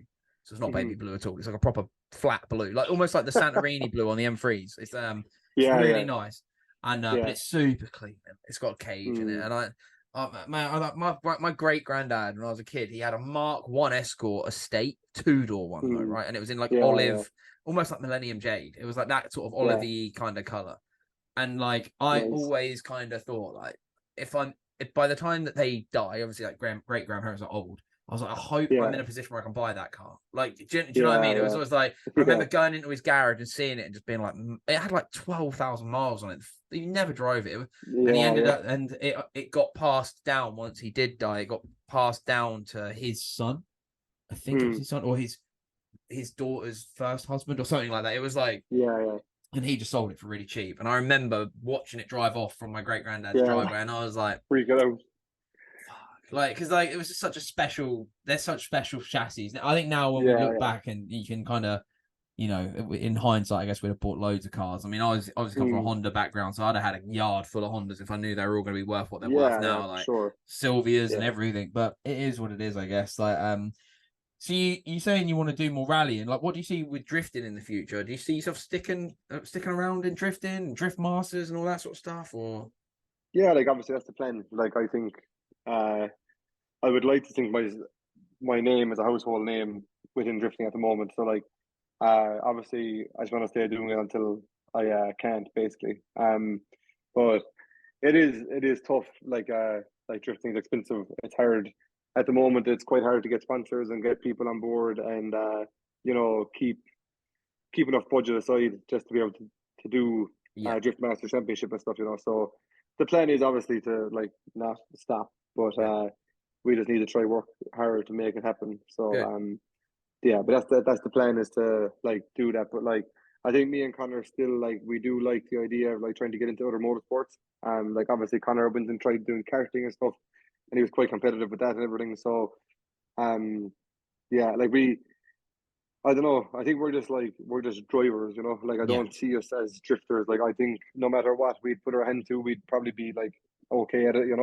So that's kind of the plan for the future. I think, is to try driving like a different like type of motorsport. But obviously, I don't want to pay for anything. So if somebody if somebody wants amazing. to pay for it, I will drive I anything. need to But I'll message you privately after this, or maybe the start of next year. But I'll be seeing you all throughout anyway. But like, yeah, I genuinely do want to try and plan something where I can kind of come and do like a road trip in Ireland. Like that's yeah, on yeah, my for like to sure. do list. So maybe I can like pencil that in around one of your rallies, so I can come Yeah, and yeah, like come and see you at a rally. Then I can disappear off, and then I can come back down when you're back at home and check out what you've got going yeah, on and yeah, some of the cars in person. And I might bring a cameraman with me. I've got a guy that I'm yeah. slowly working with now. Called Sam, who's amazing, and he's Mm. willing to suffer it with me for now. Does that make sense? Now we're Yeah, not yeah, getting yeah. numbers or anything, but he's willing. Like, so he's coming tomorrow. I've got Dave and Josh and Lucas turning up tomorrow. Oh, They're coming sweet. Yeah, via yeah. mine. So With the the Vero, yeah, no, it's not Verosa, is it? It's a JZX 110. I think they've got. 110. Yeah, Yeah. yeah, So yeah, they're gonna come by and see what I've got going on, because I think like I've got a nice little collection, but that's just because I'm a yeah, hoarder and yeah, I won't sell anything for cheap. Like I see the yeah. prices I'm people are just selling saying. their shit for, and I'm like, I don't care what I paid for it. If that's what Yeah, yeah, that guy, I saw an S15 up for 40 grand the other day, and I yeah. It's could not crazy. believe it. So I was like, yeah, anyone that thinks I'm letting my S15 go for anything sub 60, I'm just like, Yeah, not a yeah, chance. That's what it's cost me. So that's what it goes for. Otherwise, I'm going to keep it yeah, and I will crash it and it'll be my thing. And I'll be yeah. honest, I'll probably Exactly. never sell any of the things I have now, Yeah. other than maybe the I think Clio. I think we're in the same boat, Yeah. because my S14 is sitting outside in the rain, and like it's starting to get like rusty arches and everything, and all my friends are like, if you're not going to drive it, like, would you not just sell it? And I'm like, nah. And they're like, why not? Like, they're like, it's going to be wrecked. And I'm like, yeah, but at least it's my wreck. Yeah. You know It's what I mine mean? then, isn't it? I'm like, Yeah. I don't care. Yeah. So That's what I it's say not as going. well. Yeah, I've got my it's little, not going I don't, anywhere. I don't think I bought my Civic over when I came. Nah. Because I just came in the van, I think. But like, I've got a little red Honda Civic that I've had for 11 years in February. That's how long I've had this Mm, car, and I've completely restored it. It's got roll cage, T's, and all that sort yeah. of stuff on. Real nice spec Honda. Like, if you're a Honda guy, that car would definitely reel you in, and you'd want to have a Mm, look around it because it's got yeah. insane Yeah. parts on it. And I just think like, from what I paid for, I paid $2,000 for it. Mate. Like, do you know what I mean? It's one of those things. Yeah. Yeah. There's one up for sale for 20. And I'm like, I just can't fathom having to fork that sort of money out. Like, because Exactly. Yeah. I got a big loan when I was younger and bought my M3 because I was like, I Mm, want one. That is all. I bought my yeah. Yeah. house. I'd already put all my money into this place because I was like, this is going to be like a home that I'll be in for a long time. I want Yeah. an M3, like, because to me they're like the best car ever. Like, I just wanted Yeah. one. Yeah. And I took a big loan from Sainsbury's, but the loan was like 2.6%. So I was like, yes, Yeah. Yeah. give me No all of hassle. the money and I will Yeah. deal with it. And it was just like one of those things where now I've got them, I just kind of feel like, well, if I sold them, what's an But M3 yeah, like mine going to be how do you worth in replace 10 them? years if I Yeah. go, oh, I fancy another one again now. And I'm like, Yeah, all you right, I won't be don't able to get get to one. use them Yeah. that much. So that's why over the next few years, I hope to do loads of road trips. Like, that's like my goal, is to use each car once every year for one big Yeah, yeah. thing. So I'd love to come to Ireland and do like the whole Yeah, the loop of it, the but coast, also, like, yeah, yeah, come and see Dave and the boys and see you lot. And if James yeah, is about, I'll hit him up and see if he can like show me his cars or whatever. Do you know what I mean? And like, yeah, whoever else is like about with cool cars, and just do the yeah, car guy thing, and like just come and chat hmm, bullshit about cars and that. Um, yeah, you obviously within the LZ World Tour, because you got to party in that, in not your car, yeah, but yeah, it still got to yeah, party. yeah, We also got to see some of the young Irish talent coming up. yeah, As yeah. someone that's been there and done it, how does it feel to you seeing like the next generation coming through? It's nice, to be fair. Like, we there's like two or three young guys at the moment who like definitely have it. So I really hope that they stick with it because like they're definitely well capable of doing it, you know. And Mm. it's like like we just had round four of the Irish Drift Championship this weekend past, Yeah. and there's one kid who's also from Killavullen, imagine, called Owen Magner, and he's like, I think Connor actually taught him how to drift in a field like a couple of years ago, and Love it. because like they played like GEA together, Yeah. so uh, then he just started drifting in the field like with a BMW, like, and now he's got a really nice looking PS13, and he's only 16 or 17. He's young anyway, but like he has so much potential. Like it's actually insane. Like he, I think he got knocked out top eight in the semi pro by like a bit of a. It was like a. I didn't think it was a fair call, but he got Okay. knocked out anyway, and he made it to pro top eight on Sunday where he battled Connor. In a Wow. Connor was driving a borrowed car, but like he was on like he's in like a 300 horsepower SR20 PS13 on road tires, and like he's like giving it socks against Connor, who was driving like a 650 horsepower S15 on semi slicks, and like he's going to be so good, and like I really hope that like people like pick him up and like give him the opportunities that he deserves, you know, Yeah. because like it's like, and then like that's only like one young guy. There's like another at least four who are Yeah. unbelievable, you know. So it's I don't know. It's just something about Irish drifting where we just have these like young talent that like just seems to come through all the time, Mm. you know. So it's IDC obviously is in like a bit of a not a great place at the moment, but like live stream and like putting on like really good events, the same as it was when we were competing. Obviously since Dave left, it's the a lot of the sponsors and stuff like didn't really see the point because obviously they were dealing with Dave and stuff. Mm. But like I think Dave put so much work into like the Irish drifting, like not even championship, but like the community of like the competitive side of things. Yeah. And like to see it now that like it's kind of struggling is a little bit annoying because uh when we were there we had a stage to perform on, you know, and at the moment um IDC is struggling to get like the backing by sponsors and stuff to actually make the championship what it needs to be for like all these up and coming people to like Yeah. prove themselves. So I really hope it turns around in the next like by next season some bit, like, you know, and they can show them figures from this year and say that like, you know, we're doing this, doing that, and we have these drivers and blah blah blah. But that's kind of the plan I think that they have as well. But it is just a bit upsetting because like obviously I feel like I kind of came through the golden era of Irish drifting, you know. So like there were so many big names when I was competing in IDC, and like we've done all these like amazing videos and like, you know, interviews, and like the amount of times that like Dave and Josh spent the night here just Yeah. to get content, you know what I mean? So Yeah. it's like we done all that, like, and it was going out to like such a big audience, like, and we had like loads of views on live stream and everything. It was just a really good time of Irish drifting, I think. And it's kind of annoying since COVID happened. Like obviously there was like the championship was like sold and passed on, and then COVID came, and then that owner couldn't do anything, so he had to sell it again. And it was just kind of quite annoying, to be honest, because it kind of put a downer on Irish drifting for what it was, and it was Mm. kind of like it was nothing at all to do with like the championship or the people that actually wanted to do it. It was just the fact that the world was falling Yeah. down around us. You know what I mean? And that So that year of COVID, like, did you say that? So was it?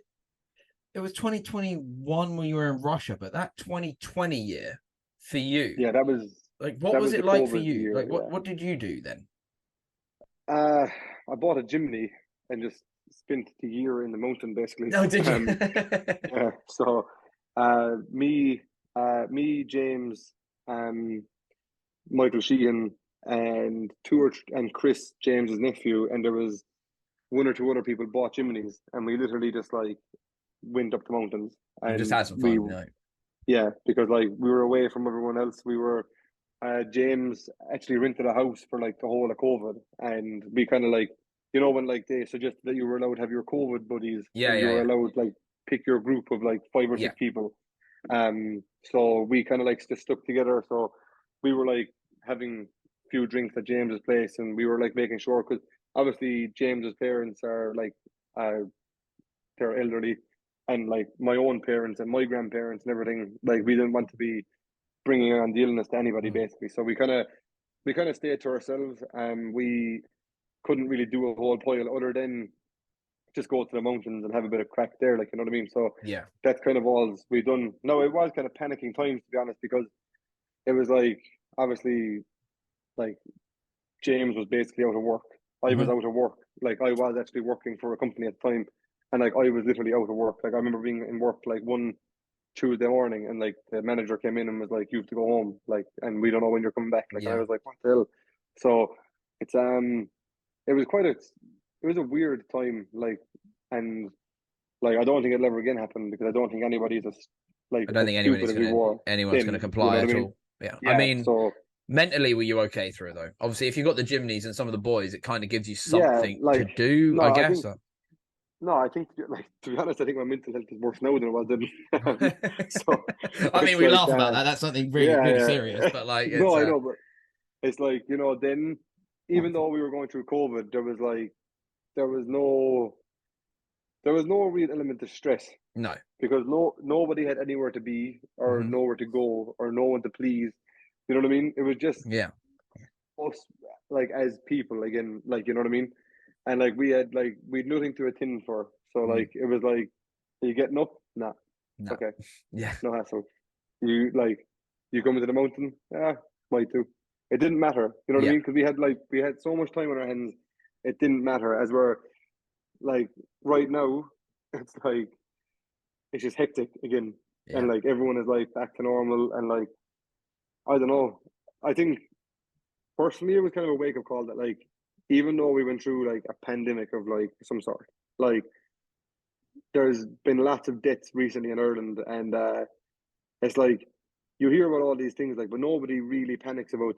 People are like, there's been car crashes and all this kind of stuff, you know, and people are like, they don't even blink an eyelid to it, like, you know, and Mm. it's that kind of annoys me a small bit, because it's like these are the same people that could have died by COVID, but because it was COVID, it was going to matter. Because it's not, it doesn't matter. You know what I mean? Mm. It's like, what the hell? But That it's that how weird was like like do you ever just stop and think like I thought about it the other day, right? So I was walking my dog mm, locally, and I live in a really quiet village, like well, somewhat quiet, you know, it's not like a city or a town, so it's nice. It's like a really like small thing.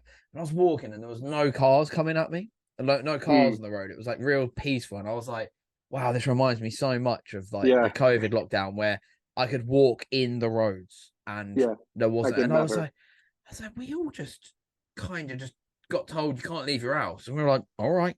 But I think like a lot of us kind of just wanted to not have to like. Yeah, I didn't want to go to work. Do you know what I mean? I was like, well, I can just sit at home and play my computer and play COD with my yeah, mates all day, and then I can go and work on my car. And like, I did like, so I did, it was so weird, man. So I did yeah. It live was a streams, strange and time. people became the police. That was the weirdest thing to me. Like, I was Yeah, doing a live stream, so I did a lot of Instagram lives and stuff because I was bored. It was like human mm, interaction, you know, like. I was walking the dog one day and I was on like Instagram live. So I'm just like walking along, blah, blah, blah. And then some guy in the comments went, I hope this is your only walk of the day. I went, the fuck's it to you of me? This guy, yeah, yeah, and I showed him around. I was like, I'm in the countryside. He's here. yeah, So what I was doing, so I live about 2 miles from my mum and dad. So what I was doing, I was yeah, getting up and I'd have some food. I'd fucking grab the dog and I'd just walk over to my unit.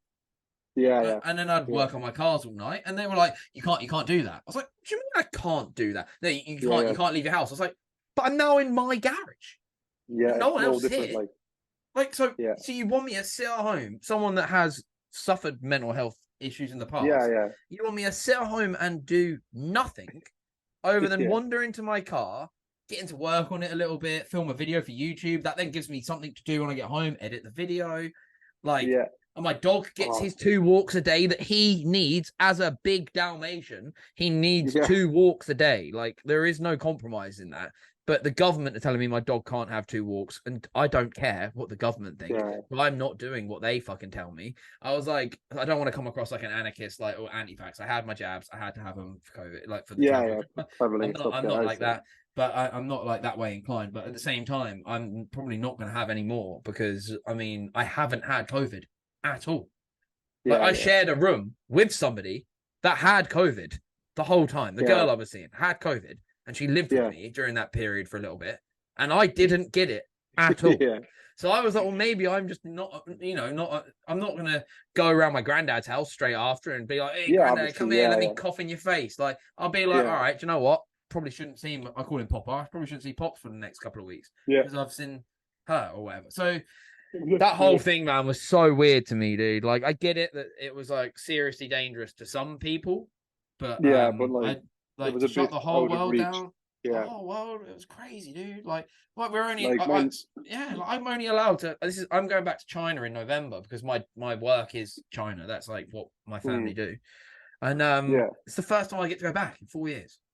It just blows my mind. Like, it's not. It's like, so crazy. I was just wondering how it all like affected you, like as someone that's hugely in the public eye, and like in the drifting world, and all of that sort of stuff. So like it was just kind of weird, like because like it was like, oh, there'll be a chance there'll be no round one, and then it was like, oh, there'll be no round two, and then it's like there's nothing, and you're like, what?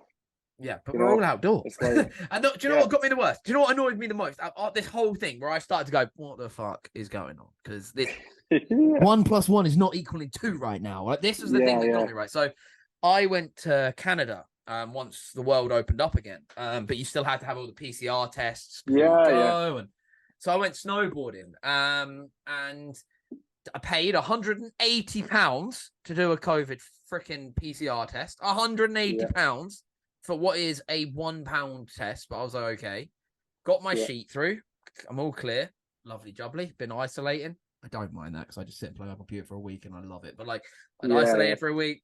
We were relaxing. I was like, right, cool. We'll land. We're going to go straight to the hotel. I'm going to grab my snowboard and I'm going to go throw myself down a mountain because that's what I like to do to relax on a holiday sometimes. We get there and they fire about 8 airplanes that had just landed from all over the world. All races, colours, people, sizes, everything. Different everything was there. They made us... There was no ventilation. There was no windows. There was... 10,000 people maybe in this ginormous hall filtering through like this, right? So you're all going back and forward on each other the whole way. Then we all had to touch screens that were not cleaned. Then we had to go through to show our passports into the... So you do your passport on the screen and then they clarify it here. And then you have to have another COVID test there and then. And then they made me give the details of where I was staying, and they wanted all my phone numbers and all this. So I said, I'm not giving you them. Like, I'm not giving you them details. Like, I'll tell you where I'm staying, but I'm not giving you my mobile number and all this sort of stuff. Like, I'm not giving you that because I'm not. Why would I do that? Like, I don't want you to ring me. Like, so I gave them the phone number of the hotel. I was like, well, fuck it, I'll just give them that. And they were like, what room are you staying in? I went, I don't know. I haven't got to the hotel yet. I've just arrived in your country and had to stand in this room for 4 hours with 10,000 other people breathing in my face, where apparently I might die from this disease that you're now making me do another thing. And they went, right, so we're going to email it in. And once you get your all clear, then you can go outside. And I was like, what? I was like, you're not forcing. I said, I've paid £2,500 of my money that I've worked hard to earn this year for a hard year of COVID as well. Like, I've managed to make enough money to be able to come to Canada to do snowboarding for 2 weeks because I feel like that's what my brain needs. And you're telling me that I have to stay in my hotel room. I was like, okay, that's fine. Yep. When I got the stuff up my nose and down my throat and all that, pleasant having another man do that to you. It's fucking gross. I was like, this is grim. Like, this is horrible. As soon as we got to the hotel, oh, by the way, they then put us all on the buses to take us back to the hotel. So we're all, I was like, right, brilliant. And then that was then when I realized, I was like, they're fucking having us on here. I was like, there was no ventilation in there at all. Like, it was just, it was, you were randomly picked for the tests as well. And then you're forced to stay in the hotel. So I literally said to the guys and girls I was with, I was like, yo, I'm just going to let you know, because they all know I'm a bit like that. Like, I'm a bit like, not when I say like that, I'm not an anarchist or nothing like that, but I'm a bit like, I don't care what the government say. Like, they're just fucking other human beings that just wear suits and have a title. Like, they're just like me. They fart, they shit, they throw up when they drink too much. Like, we're all the same. So I was like, I'm not doing it. So I literally said to them, yo, I'm going to just chuck my gear on and I'm going up the mountain. I said, I'm going to go buy my pass and that. And they're like, what if you get caught? I was like, how are they going to fucking know? Yeah, they won't know. How are they going to fucking know? I didn't give them my phone number. I gave them only my email address. I gave them the phone number to the hotel. And what the when hotel's gonna come and knock on my door? I'll just say I was asleep if I don't answer. Like I said, like I'm not doing it. I'll tell you a funny one though. Like the way you're saying that now, I went from Drift Masters in Riga to Ukraine to an event with Connor, and we we fly into Ukraine. Okay, Russia was on the red zone for Ukraine. Remember there was like the red zone, green zone, orange zone, whatever. You flow in from there, you're definitely a danger. yeah. You come from Russia, you're a problem. It's like okay, like whatever. So we get to the passport control thing, and they're like, "Where'd you travel from?" And I was like, "Riga," and they were like, "It says here you were in Russia within." I think I had to be out of Russia 14 days, right, to make it into Ukraine without being an issue. It was 12 days. And I was like, are you actually joking? So they're like, you cannot leave the airport until you put this app on your phone and you do a COVID test. And then your phone will release you from the room of your hotel. And I'm like, you've got to be joking. And I was like, to be honest, I was kind of panicking a little bit, being like, I actually cannot leave this hotel room because like it has live location on it. Yeah. So I was like, what in the name of the Lord am I going to do? Like, so we went to the hotel, and the restaurant we were going to was literally like back at the hotel. So it was basically in the ground of the hotel, you know? And it's actually Max Miller's restaurant. Oh, okay, and cool. so we were staying literally next door. So like, I had to leave my phone in the hotel room until it gave me a green tick that said you can now leave the hotel room. Oh man, I got another one Like, actually. I got it was another one. insane. I got another one from when I got to do my first ever job for Drift Masters. Right, that was the Austria round 2021, and I was fucking excited, man. Like, because I never thought I'd get to do this. Like, I feel like Dave gifted me like the best gift I've ever had, like being able to come and be a part of this whole thing, and it was like on the edge because my COVID test didn't come through till 1 a.m. the day before I flew out at fucking 6 a.m. So I was like, oh my God. We had to fly into Slovenia because we couldn't fly into Austria. So me and Ian Waddington, One Wizard, our commentator for Drift Masters, absolute legend. I love him so much. So we fly into Slovenia and we go through the passport control. And obviously, guess what? My passport is full of stamps from fucking China. So the guy on the desk, and when I say he looks like somebody that Liam Neeson would have a fight in a Taken movie with, right? As like a Romanian guard or something. This geezer is the biggest motherfucker I've ever seen in my life. Bald as me, fucking, but tanned, built like a shit house. He's got a gun on him as he's looking at my passport, and he goes like this. He looks at it and he went, why are you in Slovenia? Or Slovakia? I can't remember. Slovenia, I think it was. He's like, why are you here? I went, oh, I'm literally grabbing a rental car and we're driving up to Austria. He went, why are you in China?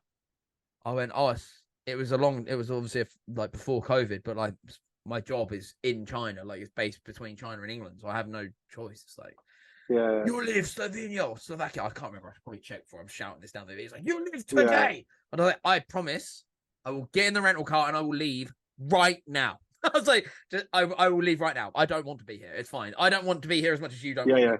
And when we get to the racetrack, fucking Kean, he goes, oh, we didn't know if you guys were actually going to arrive or not. So we just wanted to see. And we were like, what? And they were like, you've been put on the red zone while you're in the air. We didn't know if they were going to turn the plane around. No way. I was like, oh my God.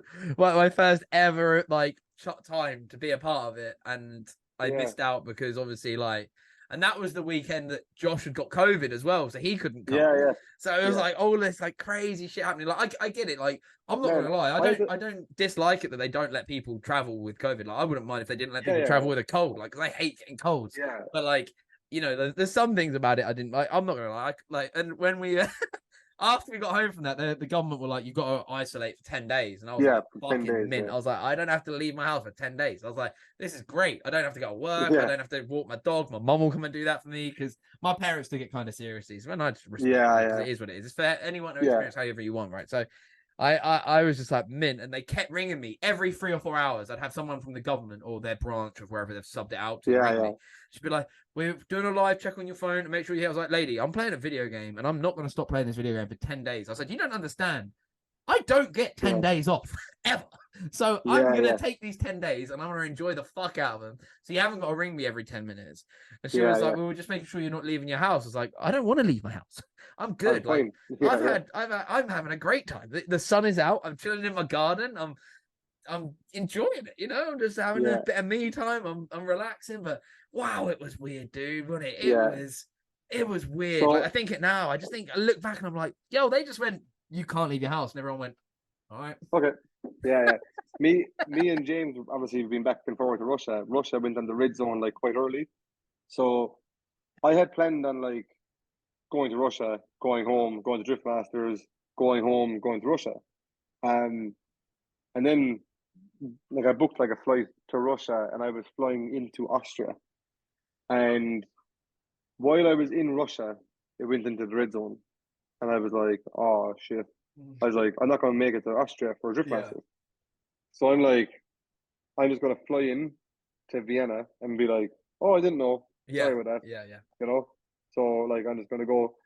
So flew in. So but it so somehow happened that I flew from Russia to the Netherlands into Schiphol, and I was there for like 6 or 7 hours, and nobody questioned me anything. And I was like, oh sweet.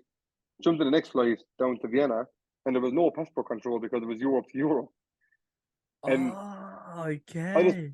I just walked straight out of the airport, jumped on a taxi, and went to my hotel. Actually, I think I can remember you going. I didn't know if I was going to be able to get here or not. I've flown in from. Yeah, I remember. Yeah. Because I was fully sure that like there was like going to be like police waiting at the hotel for me, you know. Yeah. And but then I had heard of somebody going home to Ireland after being in a red zone place, and they made them isolate in a hotel for 2 weeks, and it was like €2,500. And they charge you for that? Yeah. Just let me go out of my house. I live here. And I was like not being smart. Like I did not have €2,500 in my name, so I was like, I literally can't go home now. I was like, so from that point in Austria, I was away for like 12 weeks because I couldn't go home. Wow. Like I could not get into. Where Ireland. Did you go? I was traveling between events, so I was literally just like staying in like the country of the event until I had to go again. Wow, that is so mad. Man. It was, gee. Oh, I've lost Jack Shanahan. Hang on, we will try and get him back. How do we get him back here? Let me just message him.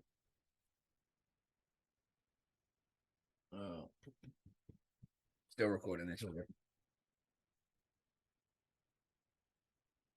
Oh, he's back. We've got Jack Shanahan back. Oh, we haven't got your audio though. Hello? Can you hear me now? Yeah, we've got you. I don't know what happened there. No, but, it's all good.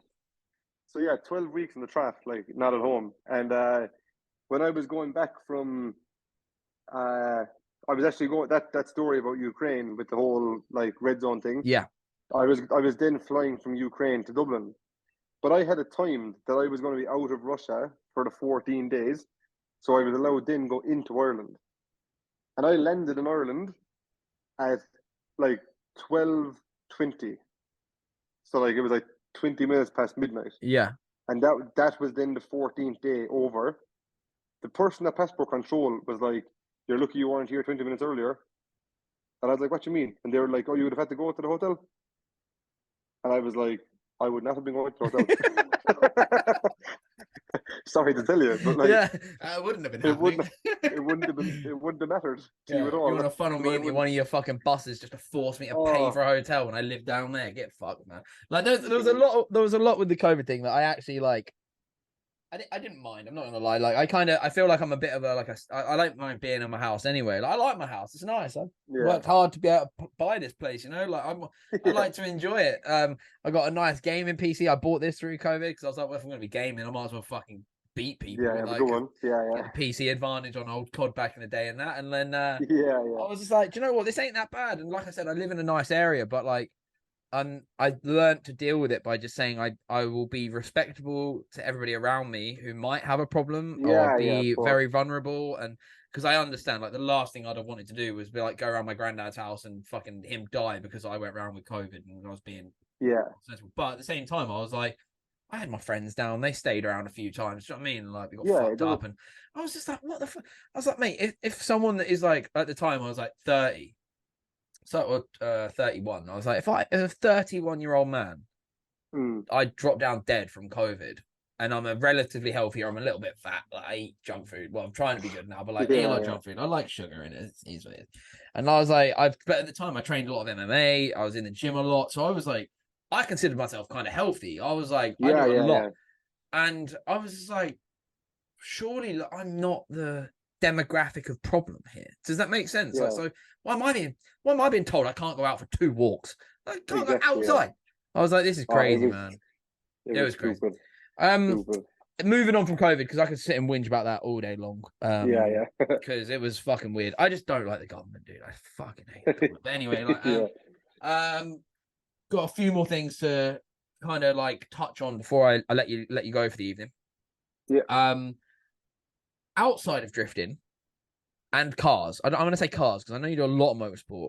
Is there anything you do? Do you have anything that engages you outside of being behind the wheel of a car, or is it your whole life revolves around being an absolute mad pilot behind the wheel of a car? More or less, yeah. Yeah. No gaming, no nothing like that. You're not into none of that. You're just a pure, I'm going to build cars and I'm going to drive them. More or less, yeah. Wow, that is so crazy. There's not a whole pile else I do, like. So does Corey, your girlfriend, ever drag you on a holiday just for you to turn off from it for like a few days? Like, no. Well, she tries, but it doesn't work. So like, obviously my job at the moment is drifting, and it doesn't pay very well. No, so, I can imagine. I don't really have the flexibility of being able to go on holidays and do all these like fun things. So it's kind of a little bit embarrassing because like, I put my whole life into this, and it's like I can't even go on a holiday. But it just is what it is, and that's how I've told myself it's going to be until it does start paying, basically. So obviously I work for myself, like on the side.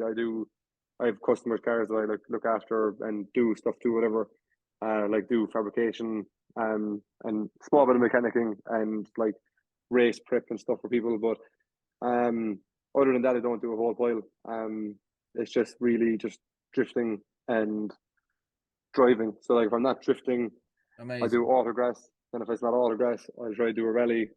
So amazing, man. That's like, so cool. Yeah. Like, that's so cool. It's just everything I have is like all my money I've ever had has been spent on something to do with cars, more or less. Because like, well, the hobby I say the hobby, the life you've chosen with drifting, especially drifting, it's a thankless sport, man. Like, the amount of money it costs just you, your team, you and the team, to get a lorry, the trailer, all of your mechanics, your family, to around Europe. And we need to point out something. I wish I could like get a map up or something just to show people like the distance you have to travel. Like, it is because Sweden. I don't think people understand the cost. That to, like, Sweden round for 2 years that we've had to do is in the middle of fucking nowhere, where the sun doesn't set or it doesn't rise, depending on where in the year they are, where they have months of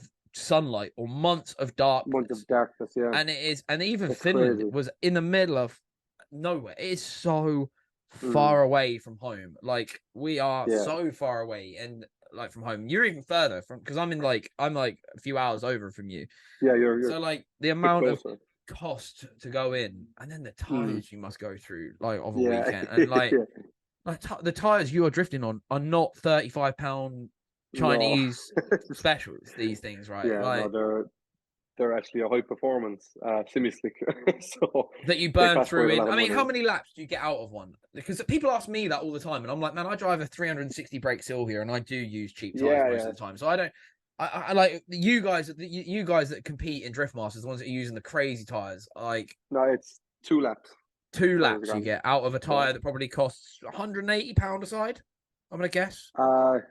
For there is some tires that cost that, but the tires that we run are like 125 or something. So 250 So euro for 2 laps yeah, of drifting. So yeah, in practice, you're probably and that's doing 2.5 grand to 3,000 euro just in practice. just yeah, and that's without your fuel or hitting a bumper or a track rod or bending a hub or any other panel Yeah. that you damage. Steering racks, Yeah, gearboxes, like, so oh man, yeah, like I as don't much think as I dream people. of one day being a competitive driver, I hear about the cost of it, and I'm like, do you know Yeah, what? I quite like not having, it having to is. spend. It is a lot of. It's a lot of money to be sure. It's it is like the one thing that like I try to tell people. It's like you've got to love it to really want to do it. You know what I Yeah, mean? So yeah. like it's it is tough for How sure. You know. how do you feel with all the drivers from other professions coming? Or not professions, sorry. Other, what's the word I'm looking for here? There's a word. Niches. Niche. There's like a specific word that's right on the edge of my tongue that I can't get out. But you are right. Niche is the word, but discipline.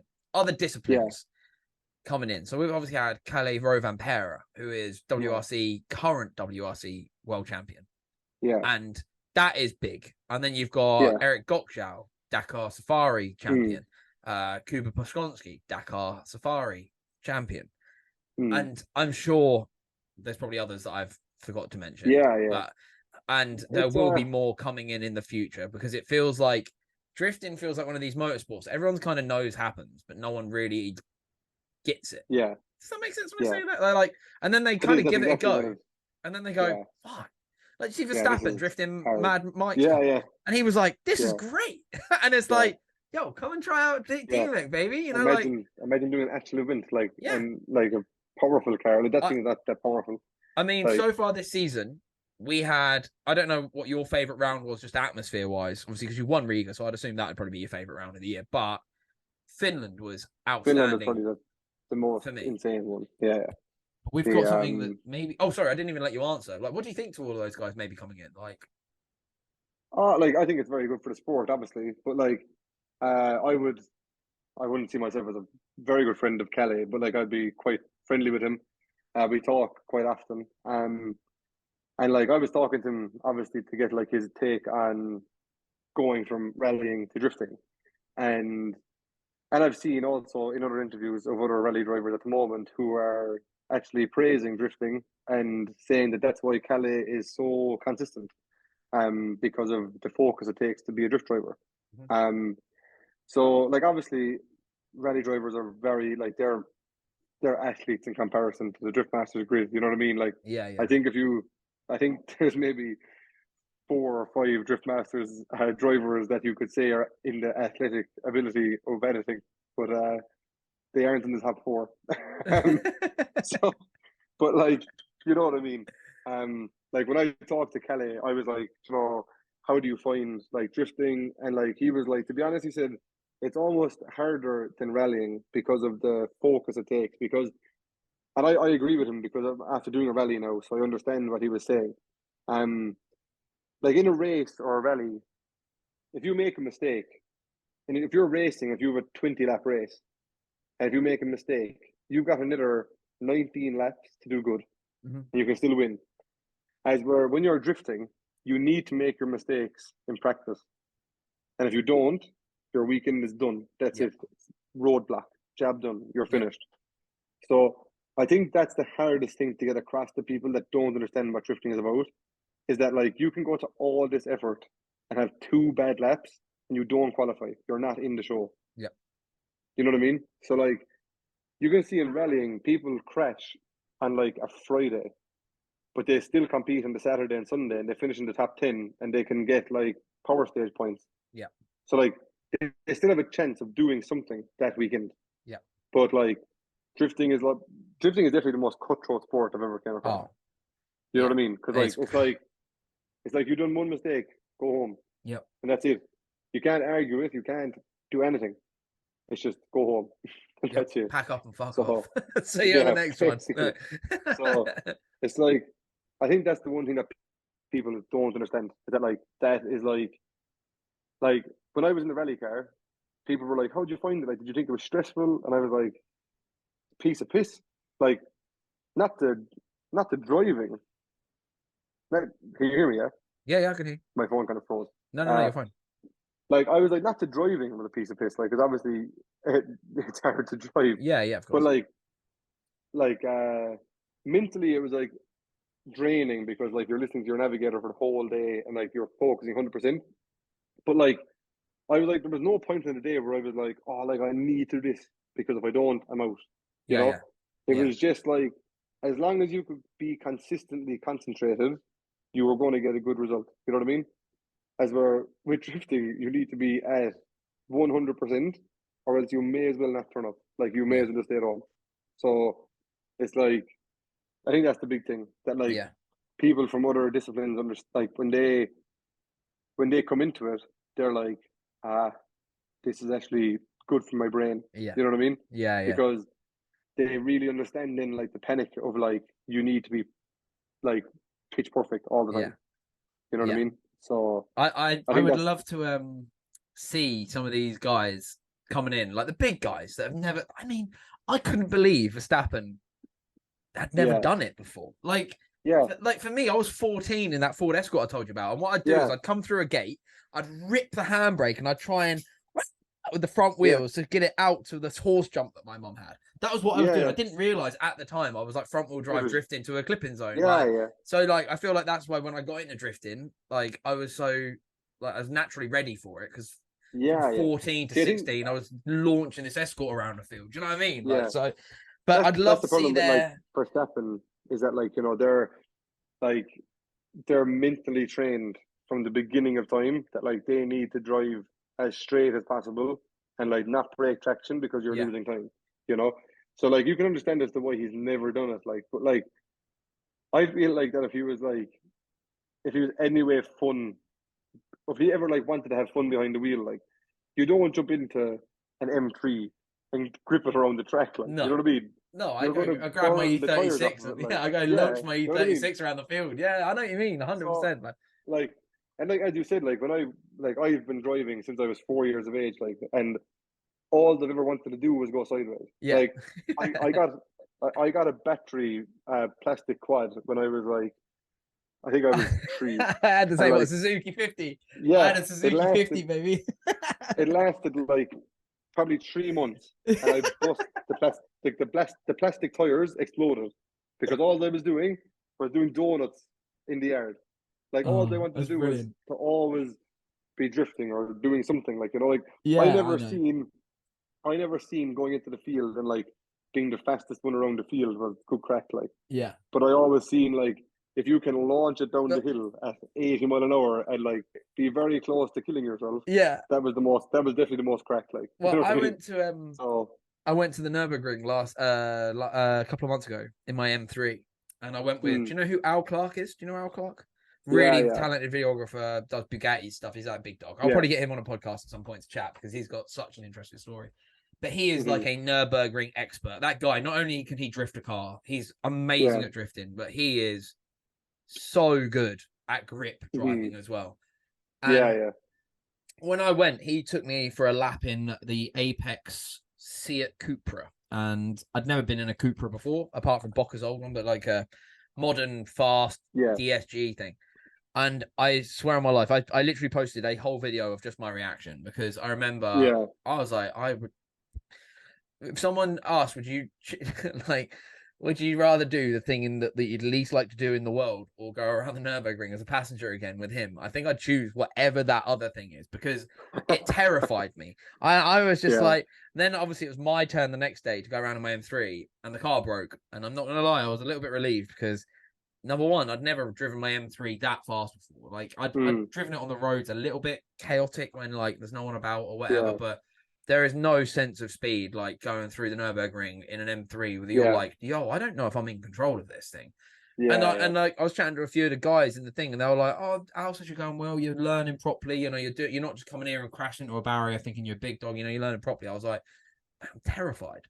I was yeah, like, yeah. you I'm give scared. me my Nissan Silvia and Mondello Park, and I will drive it until the wheels fall off, and I will Yeah, hopefully look cool doing it, and it'll make lots of noise and smoke and We'll have a great time. We'll be putting cars on each other, and I'll be saying to you and Connor, like, come and get as close as you can. I will just try and not crash. Do you know what I mean? Like, and it is like, and like that to me is fun. And it's like we're on that brink of crashing, and like, but it's like that perfect balance of chaos and solace to me. exactly, It's like beautiful. It's like a beautiful feeling. But then when I was going around the Nürburgring, Jack, I was literally holding on. And I remember my first lap, I went really gentle, obviously, because if you go to the Nürburgring and you just think you're the big Donny, you're going to get overtaken by an old lady in her MX-5 that's driven that way more than you, and you're going to look like an absolute penis. So just go and appreciate it for what it is.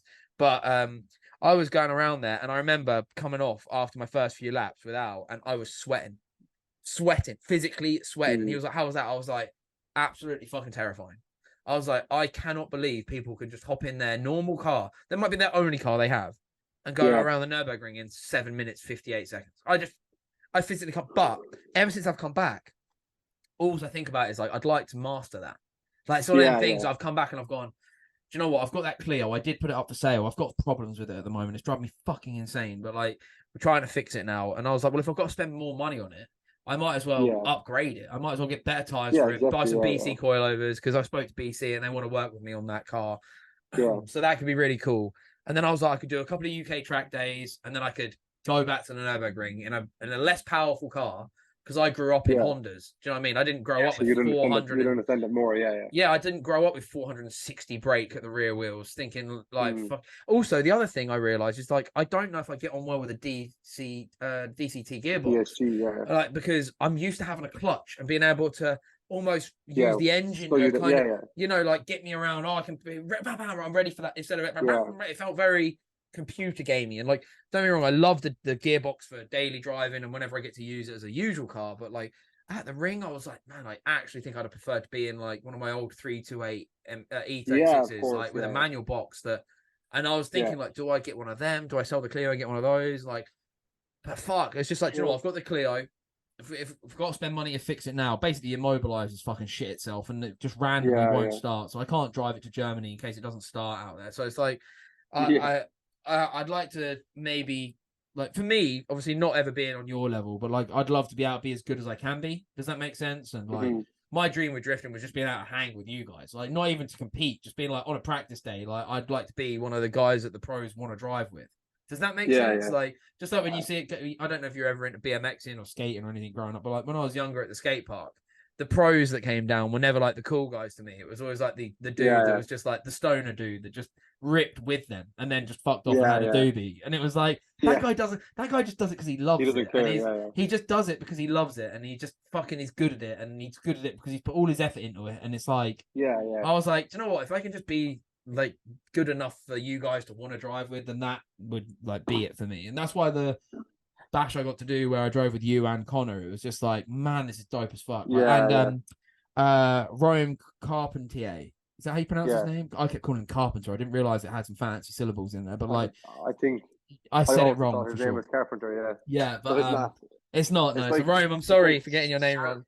Yeah, it's like Charpentier or something. Charpentier, yeah, he's very, very fancy name. It's very nice. So, but I got for this side of the world. Yeah, I got to do loads of laps with him, and he's an FD pro driver. You know, he come on the podium in the first round as well, right? So he's good. Like, so he's good, and like I got to drive with him, and at the end he was coming up to me going, "Bro, sick driving," and that just made me like, I was like, that's so fucking cool. Like, do you know what I mean? Because now I get to load up my shitty Sylvia cool, like, when you, and fuck off and sell office furniture when I get home. Do you know what I mean? Like, it's like it's just like the normal thing, man. But we'll finish on this, Jack. Poland is coming up as we film this now. It's the 6th of September, so it's that Thursday. It's Wednesday, so I'll be traveling over in 1 week, and the party starts the last round. 53,000 people. How does that feel, man? Going from starting the real humble beginnings of you and James Dean in like a rented track that you guys were doing it on, and 53,000 people, man. How's it going to be? I'm not really too sure, to be honest. It's like when they said it was sold out, I was like, I was like, whatever. But now that it's getting closer, I haven't been like, it's actually sold out, like, you know what I mean? So, it's pretty fucking bonkers, like, because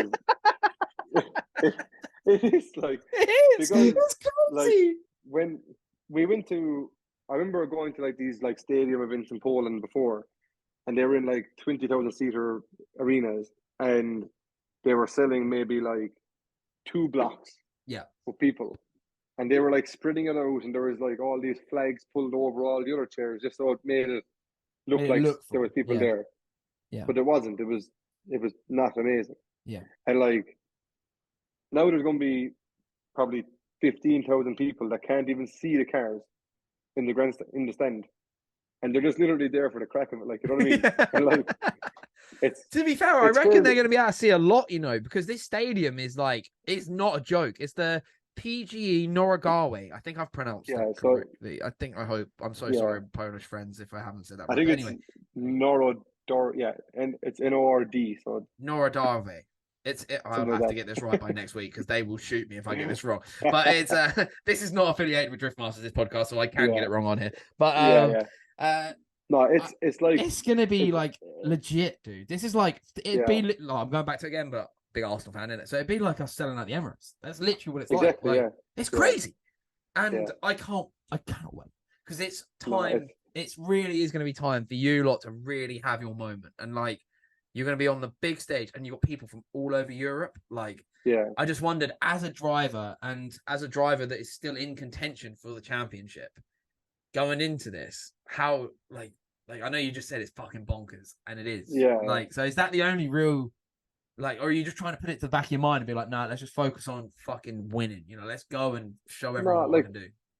to be honest, I feel like after Germany, I'm after like throwing it away from myself, and like I live by this quote, and like everyone like gives out to me for it. Like, but like if you're not first, you're last. So like I really don't see the point of going to Poland and not throwing the kitchen sink at it. Like, you know what I mean? So like, and like I've got about 8 months to fix my car until the first round next year.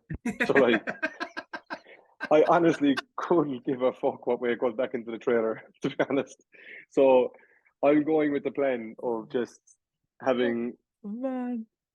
I just want to go and like after Sweden, I wrote in my notes on my phone of like how because I was really pissed off with drifting as a whole after Sweden. And I was pissed off with myself and everything. And I was like, I need to write this down because I need to get it off my chest or something. Because I was like, if I don't, I'm going to really fall out with the love that I have for this sport. Yep. And in the notes, I was like, for years upon years, Dave, Dave Egan made us think that drifting was the show. So like, it was like WWE spectacle. Yep. And like, I used to love WWE. So like, I was always like, this is what drifting should be because you should be able to go out and just have people just freaking out because of what you're doing. Yep. And they do. You know what I mean? Like you do a sick qualifying run by yourself on the track and people are like, man, that's Losing nuts. their mind. Yeah. You know what I mean? Yeah. And like I remember last year in Wouch, me and Connor watched qualifying and I'll never forget it. Diego Crea doing his qualifying run. And it was like a 92 or something. And like I was like standing up, clapping, being like, Yeah. that was unbelievable. Yeah. And I was like to myself, I was like, I literally looked at Connor and I was like, we can't do that. Like, and then we qualified first and second. And like, if we can do that again in front of 50,000 people, like, it's going to be absolutely insane. And like, that is why I wanted the stage thing, is because like I done school musicals. Like, I've dressed up as a girl in school musicals. I've sang in front of all these people because I do like performing. So Yeah. like Yeah. I feel like now that going to the last round of Drift Masters, like this is my stage, and I get to just go and have a laugh and just like I don't know, like win or lose, I don't really mind at the moment because I just want to put on the best show that I can possibly put on for all those people that are making it possible for us to even say that we competed in the biggest drift event in the world. You Yeah. know, It's so going to be I think that's where amazing, man. I I can't think that's wait. where I'm at with my head. So like it's, but yeah, I just want to go and smash the car and kill everyone. To be honest. So For fuck's we'll sake. we'll see what happens. We'll see what Well, happens. let's hope we get back from Poland with no deaths. That'd be ideal. But Yeah, yeah, but yeah, no, I can't wait. I think it's gonna be it's just gonna be so cool, man. yeah. 5,000 people, dude. That is I think it's just legit. And you're going to have a big Irish contingency coming to support. Well, about how many do you reckon? I reckon there's going to be about 5,000 Irish people there. I genuinely believe that. Like, I'd say, yeah, because like, I know loads that are coming. Yeah, like from like my village alone, there's nearly 200 people. Yeah, like, I've got people that. So there's a guy. Probably, there's probably only 250 people in my village. You know what I mean? So like, everyone's going. I've got people texting really, me. Really cool. I still don't think people realise that I work for Drift Masters, even after nearly 3 years, because I had one of the guys that restores Land Rovers local to me that I know, like old Defenders and stuff. And they do a load of work for people in London, like real billionaire restoration type work. High-end stuff. He texted me going, "Are you going to be at Drift Masters in Poland?" I went, "Well, obviously, I work for them. Of course I'm going to be there." I was like, "Why?" And he went, "Oh, we're all coming. We managed to get tickets." I was like, "You lot are coming. You're English. We don't even have a." Well, I guess we've got Bagsy, who's been announced now as as a wild card, which is great. Finally, Bagsy's doing a Drift Masters round this year. Hopefully, he'll come back again. I love having Bagsy around there because he just makes me laugh the whole time. But... He's good, but yeah, I really people. I've been talking to people here in Ireland, being like, I left it too late and I couldn't get tickets. Yeah, and I'm like, what the hell? Like, like you'd be thinking.